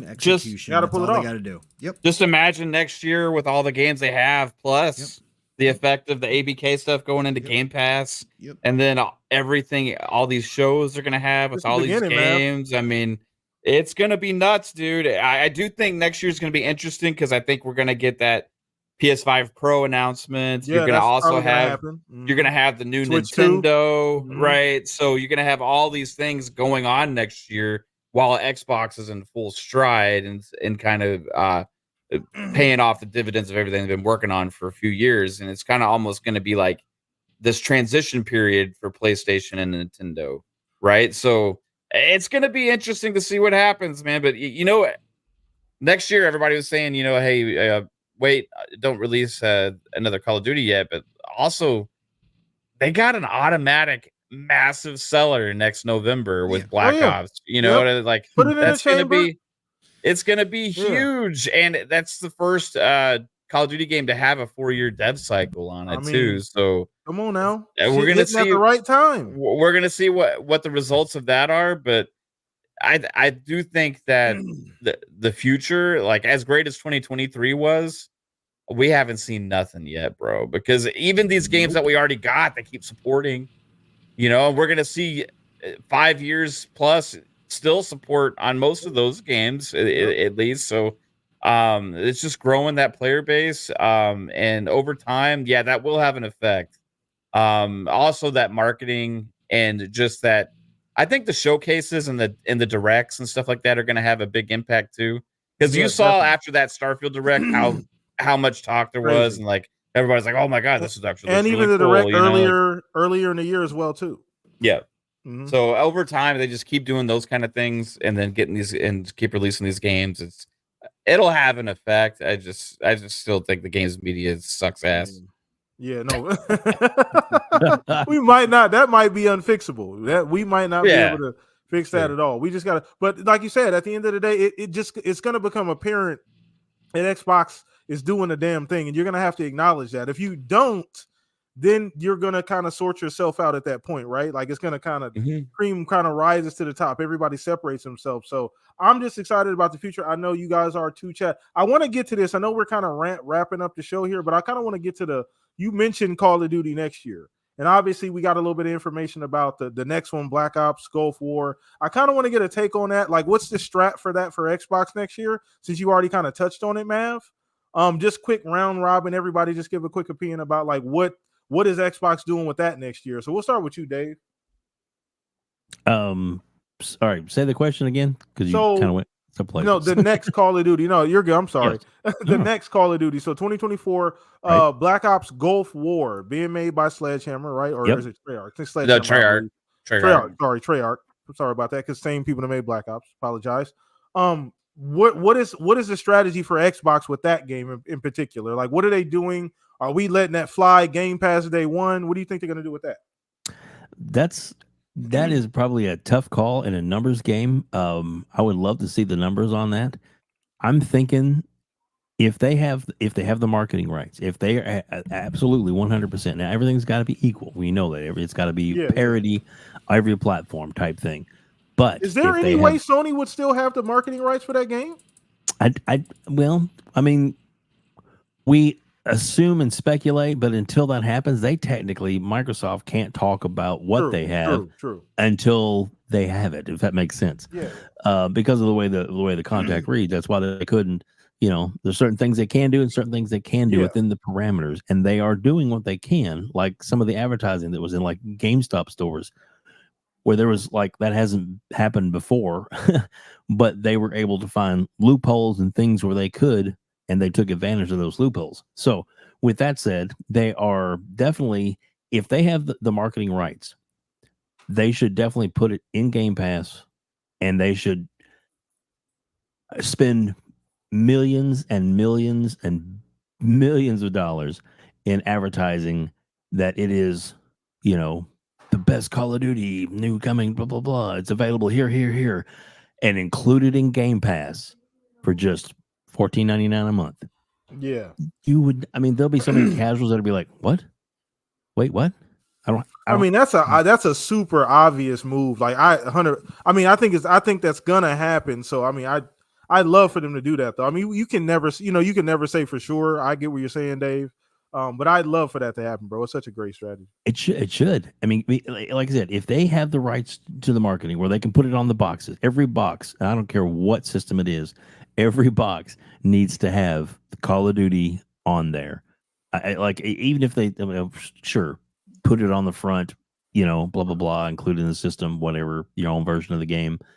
Do that because there'll be some people that don't want to, quote unquote, buy Game Pass a monthly. They want to own the game. We'll give them that option too. Plus, tell them, here's 3 months of Game Pass free to try out the ecosystem and say, oh, look, all the other Call of Duties are now available in there, included in Game Pass. All that kind of stuff that they can do to really become the brand that all gamers want. If you play games, the place to play your games is going to be in the Microsoft Xbox ecosystem. And that's what they really need to hammer home. And I believe if they do have those rights, they will absolutely just blow it out of the water. You're going to see it everywhere. I mean, you're talking about like, was it Hardee's or Arby's or something like that had like all the stores wrapped, Burger King maybe, all wrapped in Call of Duty stuff. You're going to see that stuff everywhere. And it needs to be every sporting event, everything that talks about it. As soon as that game is out there, flood it, because that's what's going to take to become the market leader and to start winning the hearts and minds of some of these news sites, because they're going to go to Microsoft and say, hey, we've noticed your shares are starting to pick up a lot. You guys have really got some money flowing, and we'd love for you to advertise with us. I'm telling you, man. It's the big cog. It's the big move that Microsoft had thrown at them, and they're going to take full advantage of it, I think. Absolutely. Okay. Well, let me get to this quick super chat. Shout out for the big super chat, the $20 super chat from Adidas 20. Appreciate you, bro, coming through. Thank you. He said Pony Media will need tons of narratives for the 2024 onslaught of Xbox games coming. Next COD game is Microsoft's to market. The last game was DLC turned into a game to end the last deal. So that could be true. I know we just mentioned that. So let me throw this over to you, Mav. I know you kind of brought up the topic. I know you kind of already elaborated a little bit, but just kind of maybe put a button on it about the COD, this new COD coming out in 2024. Like, what's the strategy? It's going to be, I don't see a way that it won't be in Game Pass day one. I think they're going to make sure whatever they got to do to make that happen is going to happen. I think they're going to start with kind of setting the table next year with the kind of not rotating, but releasing other ABK games in waves into Game Pass, right? As they get all that stuff figured out. They've kind of already said that's what they're planning. Yeah. And then next year, when that Call of Duty comes around, you're going to see Game Pass and all the advertising for it, right? So you're going to see Call of Duty available day one Game Pass, and all that kind of stuff. And that's going to be behind all the advertising that Activision already has kind of been doing with all of the Call of Duty games that they're kind of known for really marketing their games insanely well. But you're going to see that at the end of it now. And that's going to be insane. And that's going to help sell Game Pass. And I think that's what from the Call of Duty side, that's what it's all about. So that you got to look at it from their perspective on like what it's worth to them to do that. And it's way more worth it for them to put that in Game Pass right away. Now, I guess if there was some kind of contract that still was out there, then that would prevent them from doing it. I guess they would have to uphold it because of CMA and all that kind of stuff, right? Yeah. But that being said, I think that would probably was resolved regarding the 10-year licensing deal that they did with the PlayStation, new deal they gave them. They probably worked that out. Yeah, I would assume that was all part of it, right? Like you would have to be, and even without that, like this was supposed to mark the last year with the full release because they had a certain amount of releases, and this was the last full release that was supposed to be part of that marketing deal that they had before. So I think you just see it marketed like crazy. But I think the bigger question is, what do they do like with the showcases with Call of Duty? Like, because Call of Duty is always had its own thing. Sometimes it would appear at one thing or another, but like, how do they do the big Xbox showcase in June? right? I have Call no of, fucking clue. Call of Duty is usually revealed in like August, September or so, as around then sometime. So do they incorporate that into the big You Xbox do a COD showcase? Direct. Or do you do a separate direct revolving around that? Do you leave it alone and kind of let them do the thing that they've always been doing because it's been working? I don't know, man. It's going to be interesting to see because there's other things to look at here too. We already know there's other games from Blizzard and all that kind of stuff that they could announce, like that survival game. Um, they at BlizzCon they announced like expansions for World of Warcraft, all these other things. How are they going to? Because it was a problem before, right? With how are they going to reveal everything? How are they going to focus all this stuff?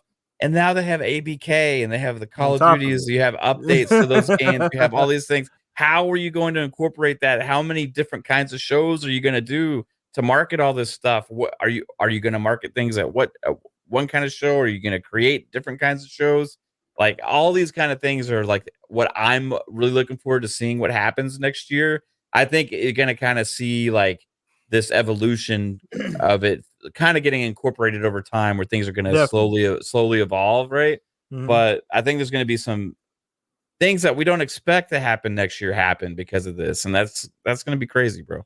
Yeah, it's a great problem to have, right? Who would have thunk it 5 years ago that we'd have been sitting here like, oh my God, there's so many choices, so many options, right? Like, God damn it, they got a bag full of shit, right? Bag full of stuff. I mean, just IPs. even with the stuff they already had. We were talking about this last year. What are they gonna do for 2023? How are they gonna sort all of this shit out now that ZeniMax is fully integrated? How are they gonna sort out all these IPs? So, and like you said, you're adding another 8-9 studios on top of this. You know what I mean? You're adding another gigantic company on top of everything that you're already doing. It's a great fucking problem to have. But I'm super excited about how they're going to sort this out, though, Mav. It's such a great problem. Though. I feel good about this, though, man. I really, really feel good about it. So throw this over to Pong or Fuzz, either one. You guys want to kind of chime in on about the Call of Duty coming out next year, and kind of what's the strat for Xbox before we wrap this thing up?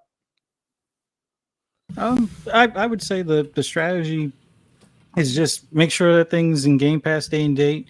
Do the pre-order upgrade type of thing, like they've done with like Horizon and Starfield and a couple other games. For those that want to get the season pass stuff early, and then from there, just like you guys said, market the crap out of it.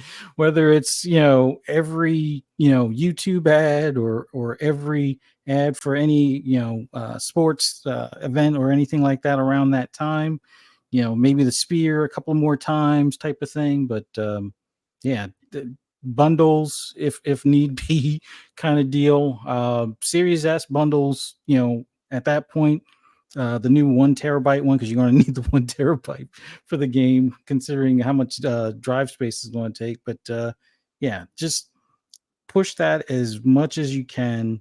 Put it in plain sight. Advertise or market the crap out of it as far as coming to Game Pass. Do your bundles. Sell the upgrade. Pre-orders. I know they won't do any skins or anything like that are exclusive, but it would have been nice if they would have done like some exclusive weapon skins. But if not, just push the fact that it's in Game Pass. You can get the upgraded season pass for less than buying the full version of the game or the $100 version of the game type of deal. So that's all they need to do, and from that point on.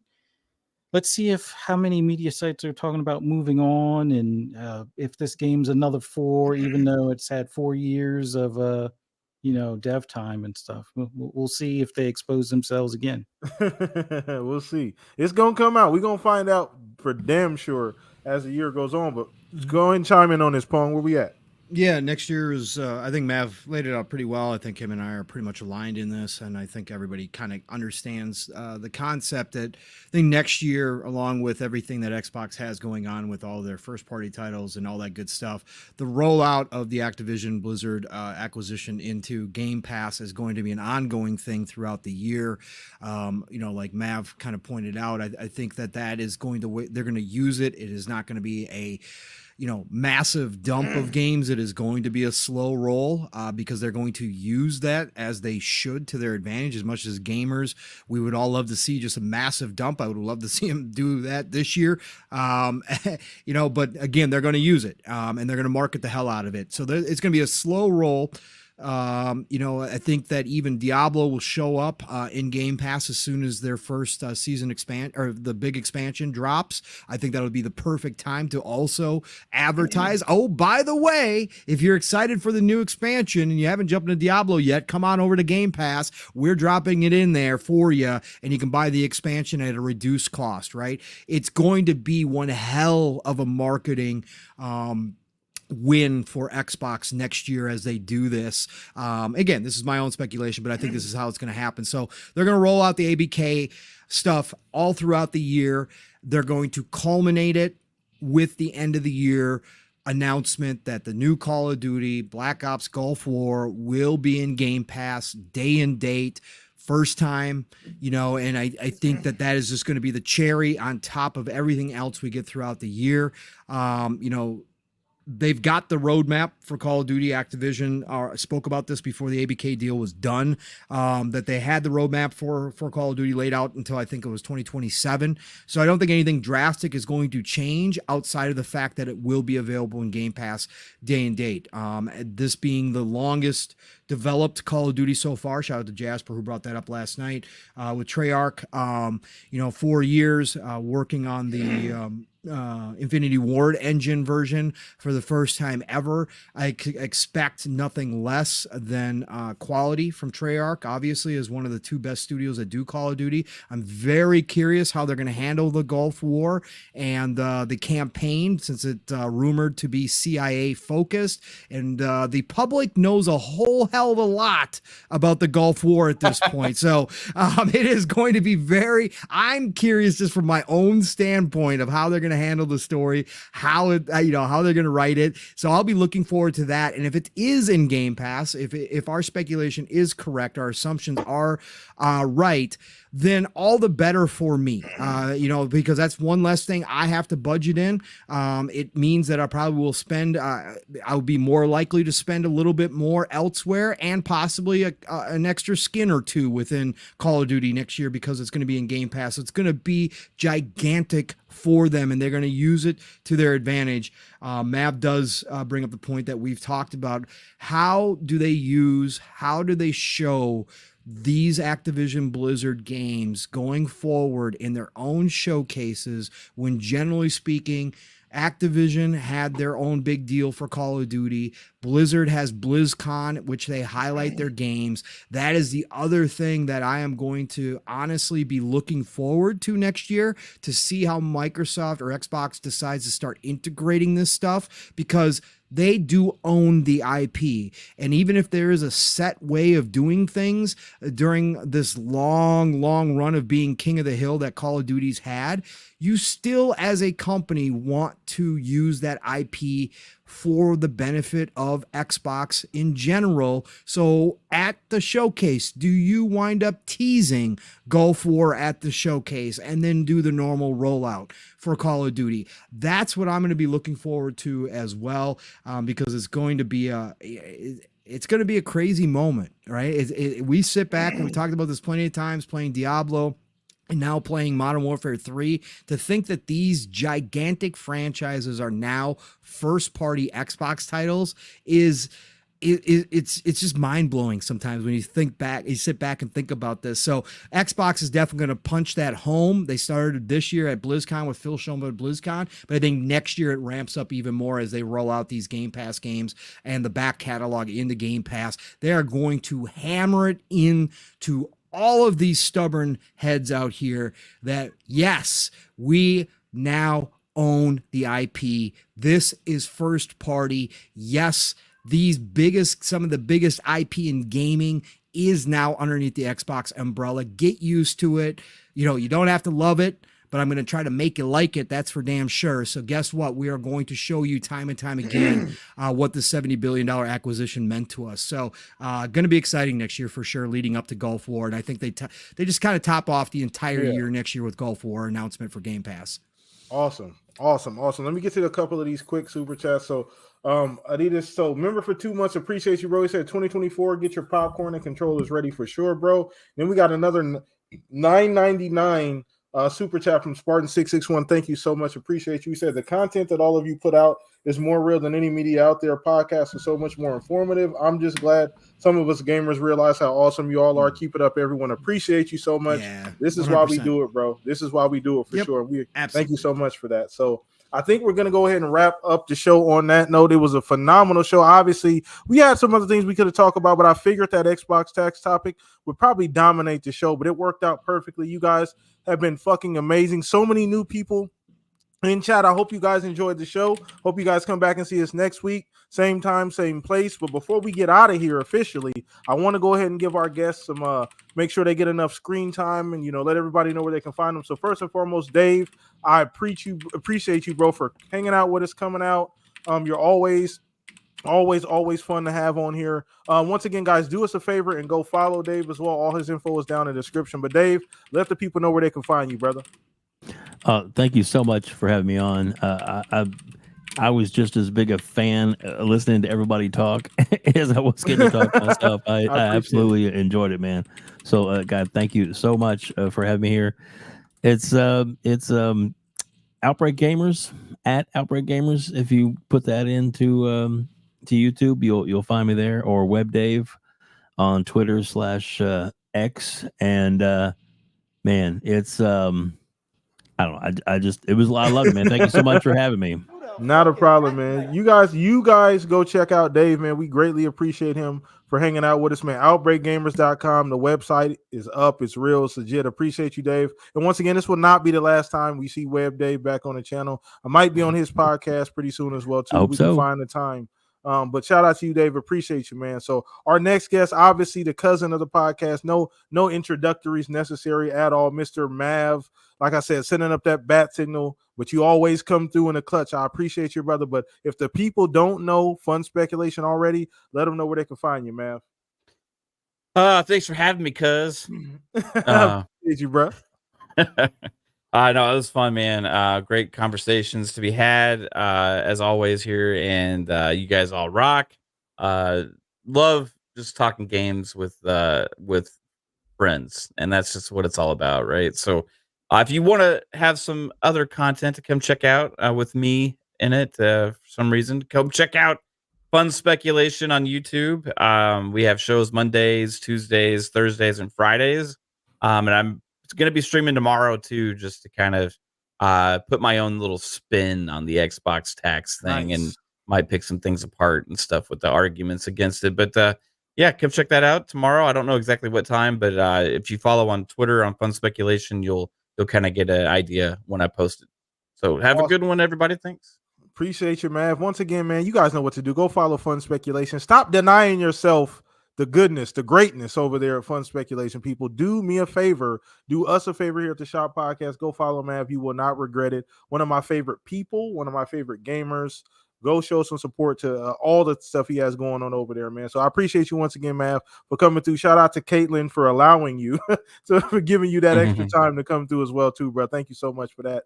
Appreciate you, man. So, yeah, not a problem, bro. So my two right-hand man, the two gentlemen that make this show what it is, that help me every single week, man. They've carved out the identity of the Shop Podcast. We'll start with you, Mr. Pong. So another great show, brother. The Xbox tax is alive and real, bro. But we could have went off another 2-3 hours, I'm sure. But man, a great breakdown. But let everybody know where they can find you, Pong. Yeah, and I want to quickly shout out 3-Bit, our brother from another, who made a great post about the tax. If you want a breakdown that's very to the point about kind of the bigger topics that we kind of approached on this, he did it very well, very concisely and very clearly. Go check out his X post for that. Again, it's gotten a lot of traction, and I just thought he did a great job. Plus, he comes from the inside of the industry, working in the industry, and understands kind of the concepts that we were talking about here tonight. as far as the bigger picture. So go check out that post. I just had to shout him out because he did a great job with it. But otherwise, yeah, what a fantastic show. Again, having Web Dave on, one of the coolest cats in this business, man. I love Web Dave, love everything he does. And you guys got to go check out his channel if you haven't already, and what him and Retri do as well on their podcast. Again, just phenomenal dudes. We need the more good guys we have, the better off this community is. And Dave is definitely one of those and has promoted a lot of people. So shout out to Dave. Always love to hear your thoughts, brother. And absolutely, of course, getting to do another show this week with my brother from another Mav, as if we don't talk enough already. I always love it, especially because we come from the same mindset. And it's always fun hearing my thoughts echoed all the damn time. We do that to each other all the time. I did it to him on Boom Show on Friday, which was crazy. But Mav, great to have you here, brother. And then of course PTK and Fuzzy, can't say enough about you. Nothing but love, man. You guys know that. This makes my week. Real life fades away when I get on these shows with you guys, and I love it. And chat, you guys brought it tonight. Great conversations in there. Again, always love and respect to you supporting these shows wherever we're at. Some of the familiar faces all the time.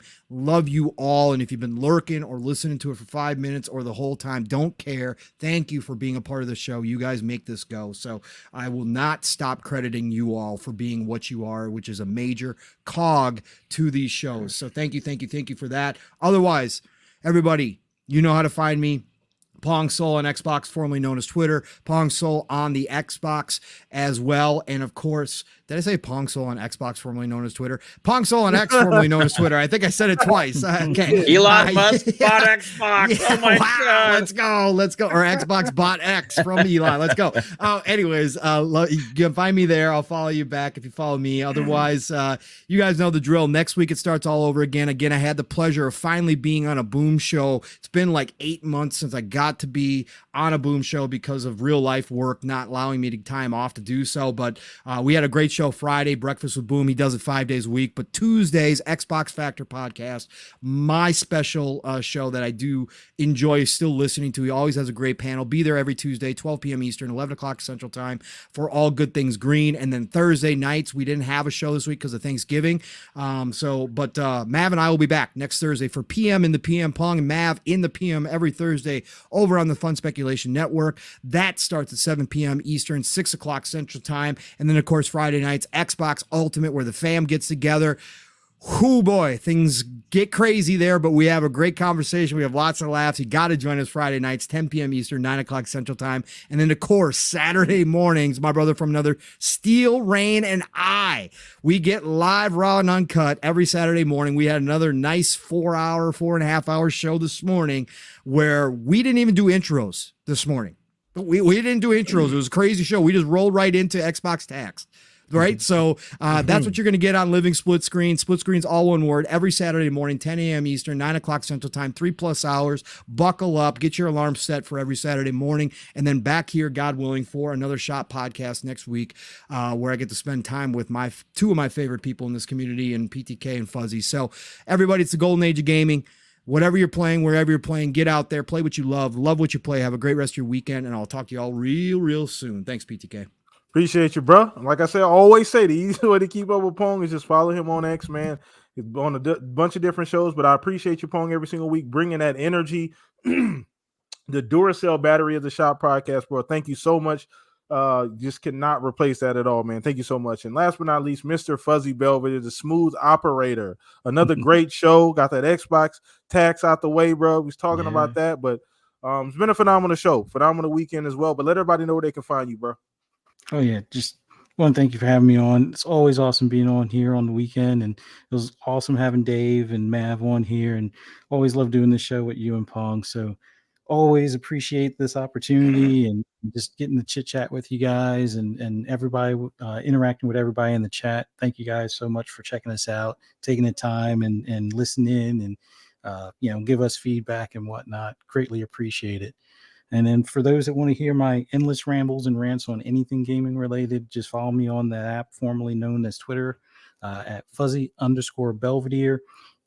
You can also find me on The Xbox lunch break special, 12 noon on Double Barrel Gaming with Web Dave, Crazy Lou. Sometimes we have Crispy Bomb and Mr. Boomstick XL as the host. Look forward to seeing you guys there. Then later on that evening, 10 p.m. Eastern Standard Time on the Fun Speculation Network on Mav's channel at 10 p.m. Eastern Standard Time for FSP. And then hopefully everybody here in the chat, look forward to seeing you guys back here next Saturday, 8 p.m. Eastern Time for the next Shop Podcast. Hope to see you there. Thanks. Appreciate you, man. Thank you so much, Fuzz. Always bringing the smooth talk every single week. You guys go follow Fuzz on the socials as well. You know, tell him to make more videos, all of that cool shit. You know, well, we appreciate you here at the Shop, Fuzz, man. Irreplaceable, bro. And last but not least, your host here at the Shop Podcast, PTK Blam. The easiest way to keep up with me.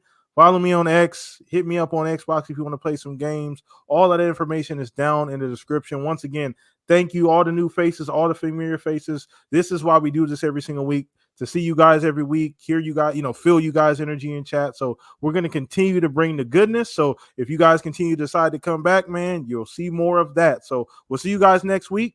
Peace out. Enjoy your weekend. Please be safe. Play some damn video games. Have some fun. And do not stress out. Appreciate you guys. Peace out, everybody.